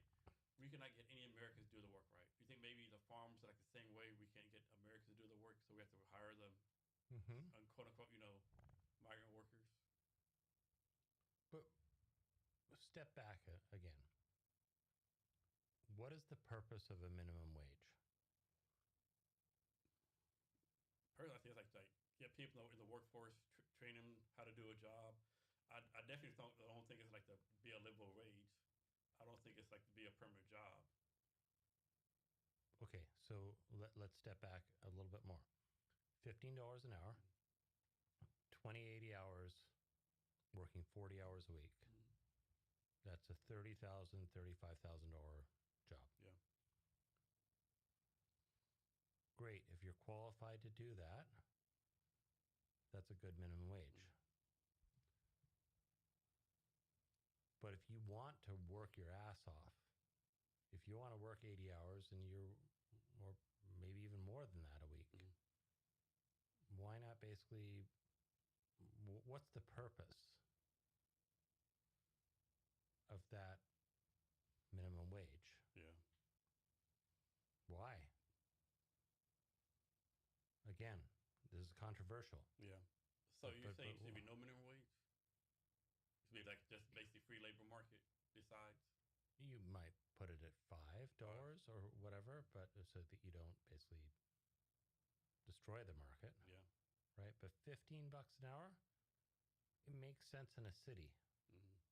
Does not make sense in the farming community. Yeah, I know it's been seven. I remember it was at $3.25. My first job was at Wendy's. I made $3.25 an hour at Kerrville, Texas, right? I think it's been $7.25 at least like good 10, 15, 20 years. It's been $7.25 forever, I think. Yeah. At the federal level, yeah. Like I have no proof of this, but I think it should be $10. I have no economic proof of that at all. I have no proof of it. I definitely don't. 15, 20. To me, that's just ridiculous. Correct, and so that's what we need to think through. And so the interesting thing is, at a $15 an hour rate, or $15.70, whatever it is right now, guess who makes more money? Cool. The government. More taxes and stuff. Yeah. You get more taxes out of that. Yeah. Another thing, like another reason, like leave Seattle, right? Like why have a company in Seattle paying these minimum wage and just move, somewhere else and pay less, And that's the thing that's really problematic, because at that wage per hour, you then get, like, I love fried rice, okay, from Chinese store, Yeah. right? And now for a plate of fried rice, I have to pay $20, Man, that's fucking insane. right? But it used to be like $8 or $8.50. Yeah. I guess Right. one thing too, I'd be okay with like paying $20 a plate of fried rice if it was the best freaking plate of fried rice every time. The customer service is outstanding, but usually go to a restaurant, you see 3 people at the counter. Oh, order on the kiosk. Yeah. And pay me my $20 and also give a tip. Like what? Exactly. So they're not doing anything except for basically just making things happen for you. Yeah. I don't know. So we need to think about that as a company, as the companies who basically employ individuals, as the government who basically sets the state, as the people who vote in individuals. Have you heard this? Of course, what's true, what's not true, right? Like New York City has like a higher minimum wage too, right? So suppose this restaurant hired people from like the Philippines, right, to be on Zoom. So they're on Zoom in the restaurant taking people's orders, Yeah, online, and they're gonna pay like $3 an hour, right, versus paying $20 an hour in New York City, right? Like first, I don't know how that's legal, right, to do that, but it is obviously right. So man, like talk about a hack, right? That's no, we're not gonna pay you $20. We're gonna hire this random person from the Philippines, $3. You just zoom in. I think we just need to be smarter. I do too. About how we set minimum wages, how we compensate people, and how we take care of them. I'll give you a really good story. So for about 8 years, we maintained a wholly owned subsidiary in Chile. That was through COVID. There was a property, and there is a property called Cloapalta, which is one of my favorite hotel properties in the world, in about 2 hours south of Santiago.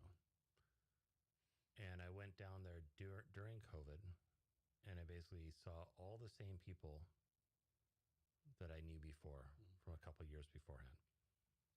And I said, how is this? You haven't laid off anyone. And they said, we took care of them. Yeah. We took care of them. We took care of our people. They're now not serving in the kitchen, but they're helping us plant and maintaining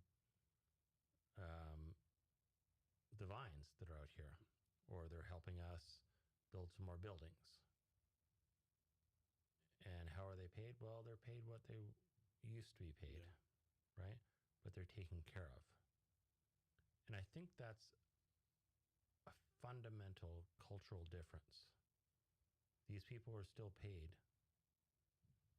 the $4, $5, or $6 an hour. They said like $3,500 a month or $60,000 a year is what a general manager gets paid. So everyone gets paid below that. And the difference is that because they're paid a lower salary, the owner of the property is able to take care of them. Completely different philosophy. Yeah, definitely. Another thing I think a lot of employees don't realize too, so like no one's running a nonprofit, right? A lot of these employees think, I deserve $20 an hour, right? Mm-hmm. But they don't realize that you can pay $20 an hour or $80,000 for Amazon. I use an Amazon example, right? You can pay $80,000 a year for Amazon. Amazon expects you to provide $160,000 worth of value, right? They're not paying $80,000 if you sit in your butt and do nothing, right? And I think too many people like, I'm gonna get burned for this. Too many people are like, oh, I deserve this. I get $80,000 to have a degree, right? No, like you have to provide some kind of value for the company, right? Some kind of market value. I don't think enough people get that. It happens all the way up from there was a startup company. There is a startup company in the Fremont area that recently got $150 million valuation. What people don't realize is that when a CEO gets $150 million valuation, that means the expectation is that they have to exit the company at $1.5 billion. Yeah. Yep. It's the same thing. What's the thing? More money, more problems? More money, more problems. Yeah. And so I try and avoid that sort of expectation in the companies that I build. But similarly, like if you get paid $15 an hour, you should be expecting to generate 10 times that in the revenue that you bring to the company. And I don't see how you do that. Yeah, I don't either, right? I don't either, right? Yeah. So next, so you demoed my deep tech demo for June 8th. Can you just talk about your experience for there and what you got out of it and all that kind of stuff? Yeah. So the Deep Tech Day that you put on was phenomenal in terms of the number of people that you actually managed to get to the event, and also the quality of the demonstrators. We got to spend time in front of potential investors and customers. I think we got at least 2 investors from the event, thank you, and people who are actively interested in helping our company evolve. And so I'd recommend doing more of them and getting more people in front of the community, which is something that I think is incredibly valuable. Yeah, thanks for taking part. Yeah, yeah, it was a lot of fun, right? I had a lot of people there. I do good events, but of course you have free pasta, free alcohol, kind of helps bring the crowd, right? It does. Yeah. So you're actually raising money right now, right? I am. So obviously, I compare raising money to look for a job. It's never a good time to look for a job. I don't care how good the economy is, how bad the economy is. Things same with raising funds. However, it's always not a good time, right? But obviously, you've done it successfully lots of times. Do you just like rinse and repeat, or is it different each time? Raising money is always a challenge. It goes back to what I said before, which is you're trying to find the right people to join your company. Some investors might not be the right people, and it is a challenging time to find those right people. And so you do it $25,000 at a time, or $50,000 a time, or $100,000 a time. It doesn't really matter as much how much you're getting. It matters that the people who are investing are good people. Do you always raise in Seattle? You have to go different places. I've gone all over the world Where in the terms of money's at. raising money. Yeah, mostly Seattle, because one of the things as an angel investor myself, I would say is that any angel investor who invests in a company should somehow be actively involved in that company. In other words, even if they just put $25,000 in, they should be on the advisory board so that they get constant communications and they can advise the founder on their ideas. So obviously Seattle is not San Francisco, right? Like I make this up. San Francisco, it invests like billions of dollars a year. Seattle, nowhere close, right? But I think a lot of what's I'm looking for, like a lot of frustration. A lot of Seattle startup founders have in Seattle invest like man, like you know, they never invest, or they want A-round metrics for like pre-seed rounds, or that and most people do go to Bay Area, right? Is it just because like Seattle has a smaller VC market, smaller angel market? They're more like lined in like software. Like, why do you think that is? Seattle only has a small handful of serious venture capital firms. I mean, it's the Madrona, Yeah, Madrona, Maveron, Trilogy, I think they call yeah, Trilogy, Trilogy, yeah. Flying Fish, yeah, Flying Fish, and they are like they're real small. Voyager Capital. Yeah, they're not real small. I mean some of them like can Kermit put. Winfield has a small one. Yeah, so I would say the total amount of capital from major company in the Seattle area is maybe $2 billion. 2 billion. Okay. I think you're talking about 200 billion out of California. Yeah. I don't know the numbers off the top of my head. Big discrepancy. Big discrepancy, and it's hard for local people to even raise a new fund. Yeah. So there's a small amount of money here, but there's a large amount of smart people. And so that's a real difference that I think we could capitalize on. If we can continue to get people together, such as at your Jason Cavness event or my Eastside Entrepreneurs event, continue to get people together and connect them, I think we have an opportunity to basically really grow the amount of investment capital in the Seattle area. How about this, right? So obviously Seattle has all this stuff going on. There's like your event, New Technology West, Founders Live. You get a network event every day of the week if you want to, right? Yeah. But it just seems like sometimes like everything's siloed, right? Like people don't communicate, people don't cross collaborate, right? Yeah. Do you think it's just a Seattle thing, or like? That's the biggest change that we need to make, which is cross collaboration across multiple different industries, across different spaces, and also involving something that I think is new in the past 5 years, which is family offices. Yeah. So what's happened before is there are quite a few of what are called family offices that have millions, if not billions of dollars to invest, right? And so what they've done in the past, if they've basically poured their money into venture capital companies. What's changed is that they're now starting to invest directly into companies, bypassing the venture capital community.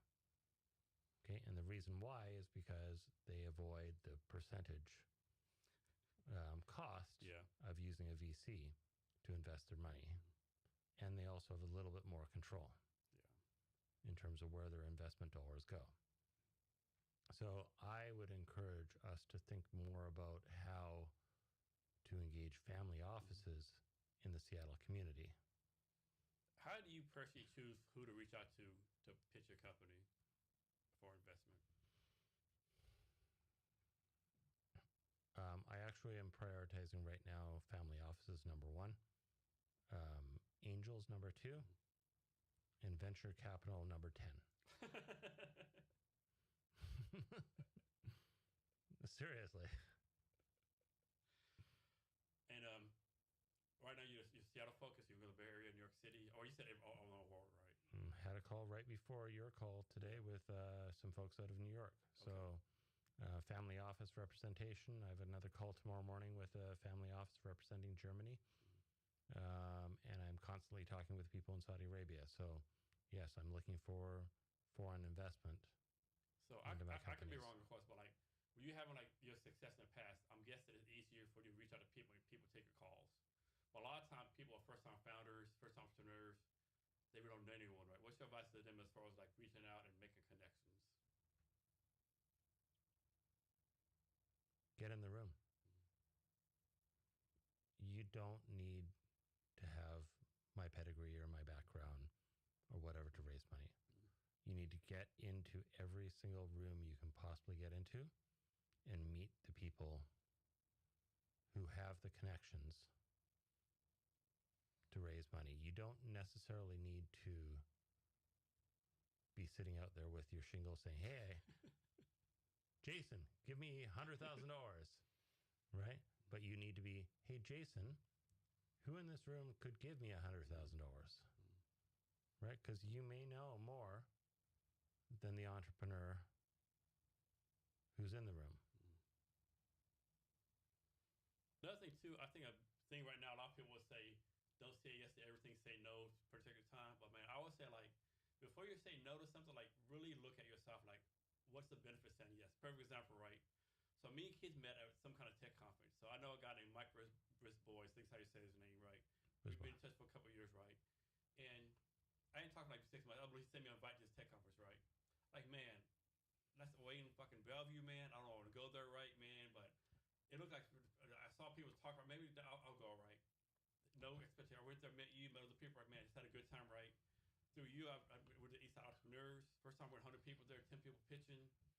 Brent Reese gives Josh Hip Hop $100,000 investment angel investors, right? You know, like I would just say, like protect your time, but man, just be careful what you say no to, right? Because what you say no to might be the opportunity you need to do something else, right? Well, and that's the thing, is that you and I would never have met with each other No, no, if we hadn't gone to this event, no. right? And we wouldn't be sitting here if we hadn't gone to this event. And it wasn't a very well attended event. Yeah. But still, we managed to meet each other and we got to connect. Yeah. And so that is part of the work of an entrepreneur, which is you find. So I actually don't. It's funny.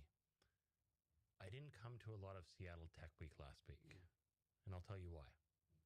Because I knew most of the people in the room. Honestly, I didn't do anything last week. I went through all the events, like no. I know them already. There's like nothing like really captured my attention, right? Yeah. So what I did was I went to several events last week where I didn't know anyone in the room. Yeah. Okay. And I knew I didn't know anyone in the room before I went there. And that's the type of event that I look for. Yeah. Which is expand your set of Venn diagrams. Yeah. Try and find the people you don't know. I flew to Newport, Rhode Island last week to meet a group of people I didn't know. But that's the way you expand your circle. You find good people, and you basically expand your capital opportunities. Me personally, every time like there's a networking event, I'm like, man, I don't want to go, wasting my time. And I go, have the best time, meet all the great people. Man, I came this close not to come to this, but I'm glad I came. Yeah, exactly. It happens every time. So, and sometimes you find what I describe as the bright lights in the room. Yeah. Okay. And so when I go into an event, I don't necessarily look for being there. I sort of look across the room, I scan across the room, and I say, who do I want to meet? Yeah. And oftentimes you can scan a room if you get better, and you can say, that's the person I think is the most, has the most energy or enthusiasm or vibe, whatever it is in the room, and go figure out how to talk to them. So next, talk about understanding the physical world through data. Understanding the physical world through data is something that OmniIris is all about, which is how can we leverage data collected from a drone over top of an agricultural property, or an IoT device like a camera that might be in Pioneer Square capturing imagery on a regular basis, or potentially satellite data capturing an ocean somewhere in the world. And so what you want to do is you want to basically take that data, take that information, take that imagery, and you want to overlay it on a map. Because then you start introducing the concept of time and space. In other words, you know you've captured this image at 10 different times over the past year. You've captured this image of the same space. And now it becomes a database that's more powerful than anything that exists today. And that's how you basically can create digital twins or information that basically lasts forever. How does satellites play into what you're doing, right? Like, I'm guessing you don't own like 20,000 satellites. Like, you have to print them out. How does that information work? No, so we can task a satellite from Planet Labs, which is one of the satellite providers, or from Vantar, which is another one.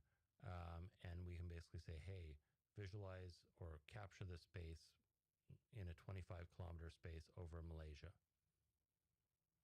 2 days later, we get the data. Is that a hassle to do that? It's like pretty easy, or? It's not a hassle. It costs some money. Okay. But you then get the data, and then you leverage that data. And like, how do you make sure that your people or AI, whatever it is, like analyzes the data in the correct way? We have AIs that basically analyze the data before they even get to the people. Okay. How big of an impact does AI play in your company? A lot. AI basically allows us to both stitch the data together and then analyze the data that we get based on specific parameters. And are you using like your own in-house built AI? You're like using Claude, open a chat, or you like is like in-house open source or? We could throw whatever we can at it. Okay. Okay, so from Claude to ChatGPT to anything OpenAI to our own specific models. Okay. I know some people will say AI is like the future of Skynet, the war's going to end. Me personally, I think it's just a tool, right? I think if you do something good, you'll be able to do it better, right? What's your take on it? We saw the evolution 30 years ago from a company called Alta Vista. You bring a good point, right? It's like a lot of people like say, oh, AI is 5 years. No, AI has been around for a long time, right? AI has been around for a long time. Yeah. I basically experimented with it in 1994 at IBM. But still, technologies evolve and they get more interesting and exciting over time. Alta Vista was, that no one knows probably, except for the old timers, was the original search engine. Mm-hmm. And Google beat it, okay, and became the market leader based on their business model of charging for ads. Okay, Alta Vista was actually superior in terms of their ability to search content across the web. Google became the main company in the space. Now we're getting into a time where different AI models are playing out. And we're figuring out who's going to be there at the end of the game, or is there going to be a Chinese company that basically manages to take out all of these major competitors? Do you remember way back in the day where they had this, what's it called, the DVD players? It was like Blu-ray versus something else. Mm-hmm. Do you think it's like now it's like kind of Claude and like OpenAI is like kind of the same thing? Like one of them was eventually going to win and dominate the market? I think we're in a situation where we are in a technology evolution, and we haven't figured out whether or not it's the CD or the DVD or the mini disc, which I had a bunch of, or the laser disc, or we don't know what's going to happen next. And then like Monday, Opus 19.2. 2 days later, Claude 19.214. Gemini's like, man, like, because you just can't keep on skipping between models, right? Or because it's too much, right? You have to pick one, I would think, eventually. You have to do what you can do in terms of evaluating the different models, but skipping between them, I wouldn't do that. Yeah. Do you have a go-to model? I actually prefer OpenAI. And my CTO prefers Claude. Okay, so it's just I've been on OpenAI like 2 or 3 years, but I'm slowly moving to Claude, right? Because it's like Claude's getting, OpenAI's getting more on like OpenAI's were like, OpenAI, what do you think about this? Jason, you're the best person ever. You're such a freaking superstar. Yeah. And Claude's more like, are you sure you want to do this, Jason? You know, like I don't know. It's like, I think that's not a useful question. Mm-hmm. Stick with what you're comfortable with. Yeah. And move when you hear the market says that someone else is a better leader. Yeah. And that's how I would do it. But this is the same thing. Like again and again and again. AI is... It's got up a little bit more. It's going to change the world. Yeah. But it's going to be the same as Google versus Alta Vista versus... I agree, versus the other technology companies that are out there. And I'm kind of surprised, maybe I'm wrong, but does this like Gemini gets much use, right? I could be totally wrong about that, you know? Gemini gets a lot of use too. Really? I don't know what the market share is right now. Okay. Yeah. So today's what, August 3rd, 2026. Fast forward to December 31st, 2026. What needs to happen between now and then for you to say, you know what? This has been a successful year for Keith. So for one of my companies, OmniIris, we will have raised $1 million minimum. And we will have learned. And what that means is week by week, month by month, as an entrepreneur, have no idea what's going to come around the corner to you. So between now and then, I will probably have had 200 meetings with investors. I will have had 200 meetings with customers. And what matters as an entrepreneur is just keeping on going. Just making it happen day by day. So often there's times you get tired, you kind of burned out. Like, how do you personally decide, okay, like, I need to push through versus, you know what, maybe I do need to take a break now? How do you make those decisions of when to push through, when, like, kind of like lay back a little bit? As an entrepreneur, there's 3 things that I think about. First off, every morning you need to wake up motivated. And that means a really good night's sleep. And seriously, 8 to 10 hours of sleep.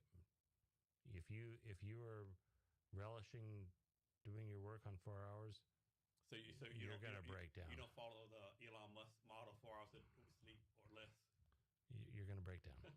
Okay, I have seen it too many times.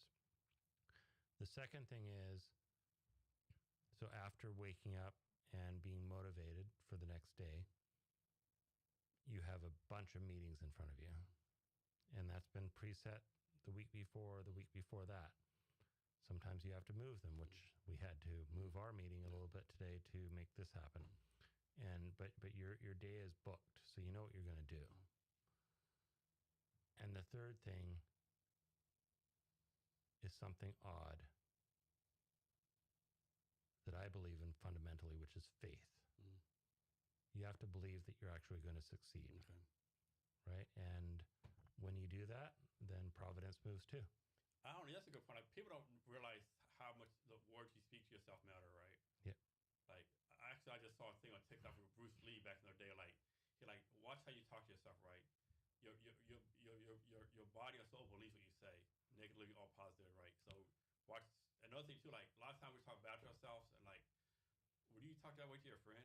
No, like yeah. That's one thing I need to work on myself, actually. Anything that you can imagine you can do it.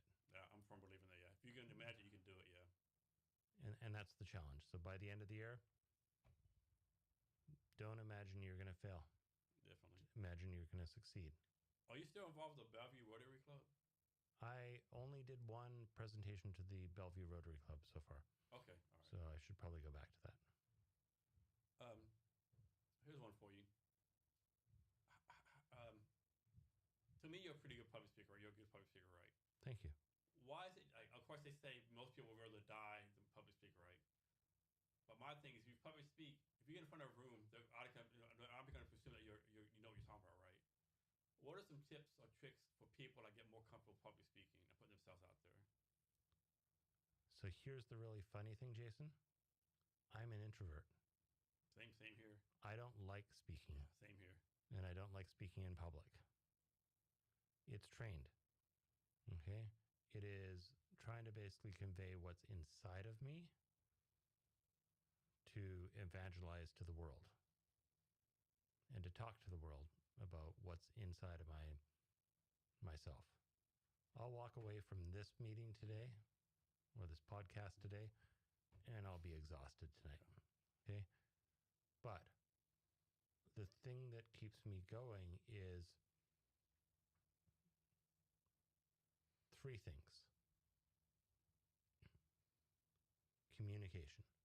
I'm talking to you today. I'm sharing my ideas. And I'm trying to communicate. Second thing is I'm trying to collaborate. We're both trying to figure out how to help the world. Yeah. We're both trying to make things different. And the third thing is that I care, right? So regardless of who it is in the room, I'm always trying to make that connection. And if they need something from me, I ask them, what do they need? And so part of that standing up in front of people is just basically saying, you know what would I want if I were standing in the room trying to communicate? So you're going to laugh at this, right? And I've said this on podcasts before. So every podcast podcast I've done a lot of. Every podcast I've done, even now, like 20 minutes before, I'm like, man, hope Keith don't show up. Hope Keith calls, says it's a cancer, right? Hope he doesn't come, right? And then, like, whenever I like, public speak before, whatever, like my events, whatever, like 10, 15 minutes before, I'm like, man, what if I just don't show? No one's gonna notice, right? And another thing with me, I don't know why, like, if I get really nervous, right, I know I'm gonna do well. It's times like, yeah, I got this. That's why I fucking kind of bomb, right? So if I'm nervous, I do good. Yeah. If not, I bomb it. Yeah. Just talk from your gut. Yeah. That's the bottom line. I agree. I don't think most people realize what advantage you have, like in front of the room talking, right? Because like example, like suppose there's a event on bourbon, right? And Tom Brown gets up and to speak on bourbon. Everyone in the room is gonna assume, well, they picked Tom Brown because Tom Brown obviously knows about bourbon, right? So yeah. Yep. What's the new about geospatial stuff? Is the new technology coming out? Is like basically the same old tech being reused? So geospatial technology is mapping technology. So it's about mapping the world. So a big long word, geospatial, just means, hey, map out the world. And you can actually map out not only the world now, but they're starting to map out the moon and Mars and other places. So you can start superimposing imagery and data on those. Is that a reality next? No. What is a reality is that we have data centers that are getting more and more GPUs, more and more RAM, more and more capabilities to process this imagery very fast. And so what is starting to happen is we are starting to visualize the world in a way that we never have before. In the next few days, we're going to see smoke within the Seattle area. Yeah. I can put a layer up today, which shows how that smoke is coming in. So you'll see a map where that smoke shows it moving into the Seattle area. I can see the next rainstorm that's coming in. I can see the projections for November and December when snow is going to start to fall. All that is possible. We're seeing a world we've never seen before through the capability of capturing data at scale and mapping it out on the world. So crazy also walk across the right. So you know how to have the northern lights, and sometimes you see it down here. Is geospatial kind of like the same thing? Can geospatial things see things that we don't see? Geospatial can definitely determine where the northern lights are likely to come. Okay. Likely. Not definitely today, but yes, we can basically map out where that night they're likely to be at. So, Keith, you built across various different industries. Like, how do you decide what to build next? Depends on what my passion is. I mean, thinking about what to build next is really about, for me, how I can change the world for the better. And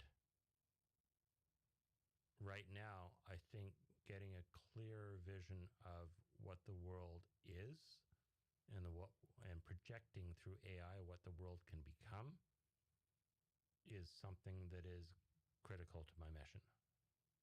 Right? Thinking about if we added more water to this area in Eastern Washington, could we grow better plants? I don't know. So you've been involved with some kind of over 30 years. What's some advice you hear over and over? You're like, please stop telling people this. Like, this is so wrong. Stop telling entrepreneurs this advice that's obviously wrong. So advice that is obviously wrong to an entrepreneur is to overthink. And what I mean by that is some angel investors will come to you and say, I need this business plan, or I need this model, or I need this data, or I need this information for me to invest. The reality of the situation is that people invest based on their belief in you as the jockey and your idea.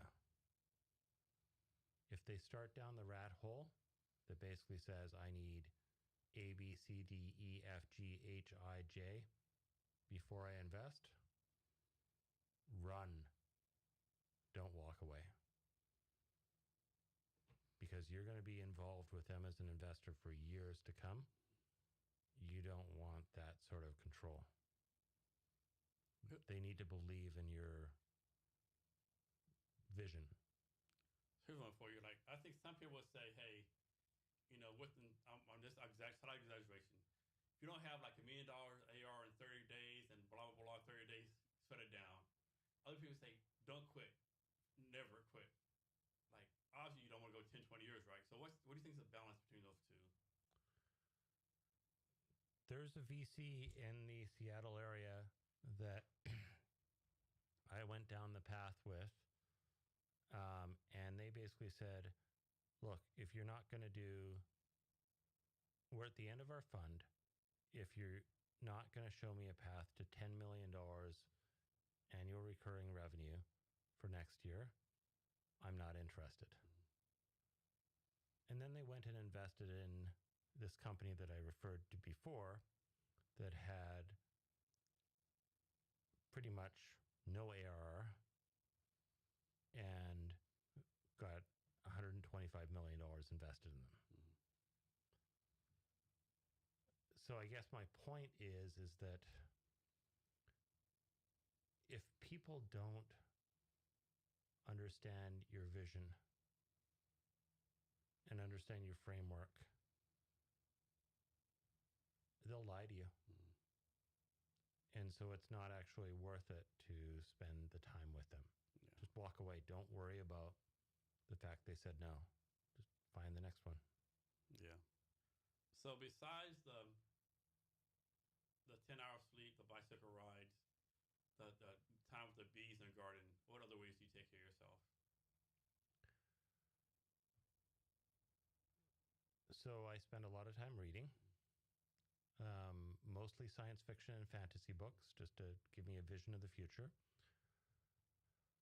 I spend a lot of time thinking about where we're going and what we're doing as a planet, as a community, as an organization, as people. I do some walking and hiking. I think it's important to balance your work hours with your play hours. Mm-hmm. And I love a glass of wine. Do you have a go-to wine? I have a bunch of go-to wines. A bunch of go-tos, okay. Yeah. Have you always been a wine person? I've been a wine person since I was about 27 years old. Okay. Yeah. But I do like bourbon as well. I'm assuming you're biased to watching wine, but is there any like other favorite wines you have, like French wine, Italian wine, any other different Napa, anything like that? Or to use like good wine is this good wine? I have wines from around the world. I actually have a company called Every Vine, which maps out the world's vineyard. So I like Italian Barolo. I like Chilean Carmenere. I love Big Red Zinfandels from California. I love some of the big Napa cabs. But I'll tell you that some of the Eastern Washington Cabernet wines, especially those from Red Mountain, are cheaper and can rival what you can find from Napa today. Nice. And have you always been a prolific writer? I haven't been a prolific writer, except for the past 3 months where I decided to write an article a day on LinkedIn. Okay. So people are welcome to go and visit my articles, and they range across a wide variety of topics, from entrepreneur advice to fun articles about what I've done in the past, to way back what I've done over the past 30 years, to topics around Seattle. And all these like interviews or blog posts, you actually have a LinkedIn newsletter that you do? I don't have a LinkedIn newsletter. It's just LinkedIn posts on my account. And it's like the same time every day you post, or it just changes? It can be different based on when I get inspired. And what do you know what you're going to write about tomorrow? No. Okay. Right now I don't. Okay. And you do the I have some thoughts. You do this every single day? I try and do it every single day, at least one. Okay. And you just this, I'm guessing you just like you help you like rejuvenate like your brain, get more ideas, like a way to give back. I don't think about it as that, but things that inspire me. Okay. Right? I might see a hummingbird in the backyard. Yeah. And recognize the fact that when I was a kid, I was told that hummingbirds never stop. I remember that. Yeah. They do. Yeah. They do. And then that becomes an article. Yeah. About how entrepreneurs do need to stop. Yeah. Right. So that's the sort of weird change, or stuff that comes to mind. So, Keith, you have your monthly East Entrepreneurs. Do you have anything else going on next few months people should know about? Eastside Entrepreneurs, first Thursday of every month. We have a new website, http://eastent.org, which basically has all the information about our events. And then happy to have people come and join us. What we do is something interesting. We charge $20. That allows us to feed them snacks. Pretty good snacks normally. I think you were there. Yeah. And then we ask people to bring a bottle of wine. Okay. And we don't ask people to bring a bottle of wine just to bring a bottle of wine. Yeah. It's a conversation piece. Because they can say, hey, I picked up this bottle of wine at the QFC nearby. Yeah. Or I picked it up from Italy 6 months ago, and I thought I'd share it. So you always talk about your company some, but can you go more detail where I got started, where you're focused on now, where your future vision is for your company? So let's talk specifically about OmniIris. So OmniIris got generated based on work I was doing for Pollen Systems, which was an ag tech company that mapped out the world's farms through collecting data from drones and satellites and other things. And we expanded that business from drones to satellites to IoT devices to mobile devices, and expanded across all sorts of verticals, from construction to farming to solar farm inspection to cell tower inspections to property management to infrastructure of all sorts. And so where we're going is expanding that on a global basis across multiple different countries, and we'd love partners, customers, and investors to come join us.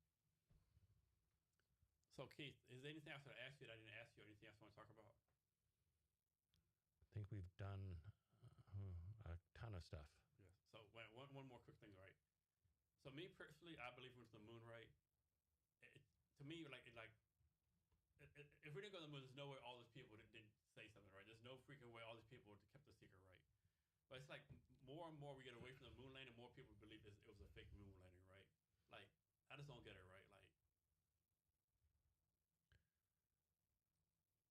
I think we're going to prove them wrong. Yeah.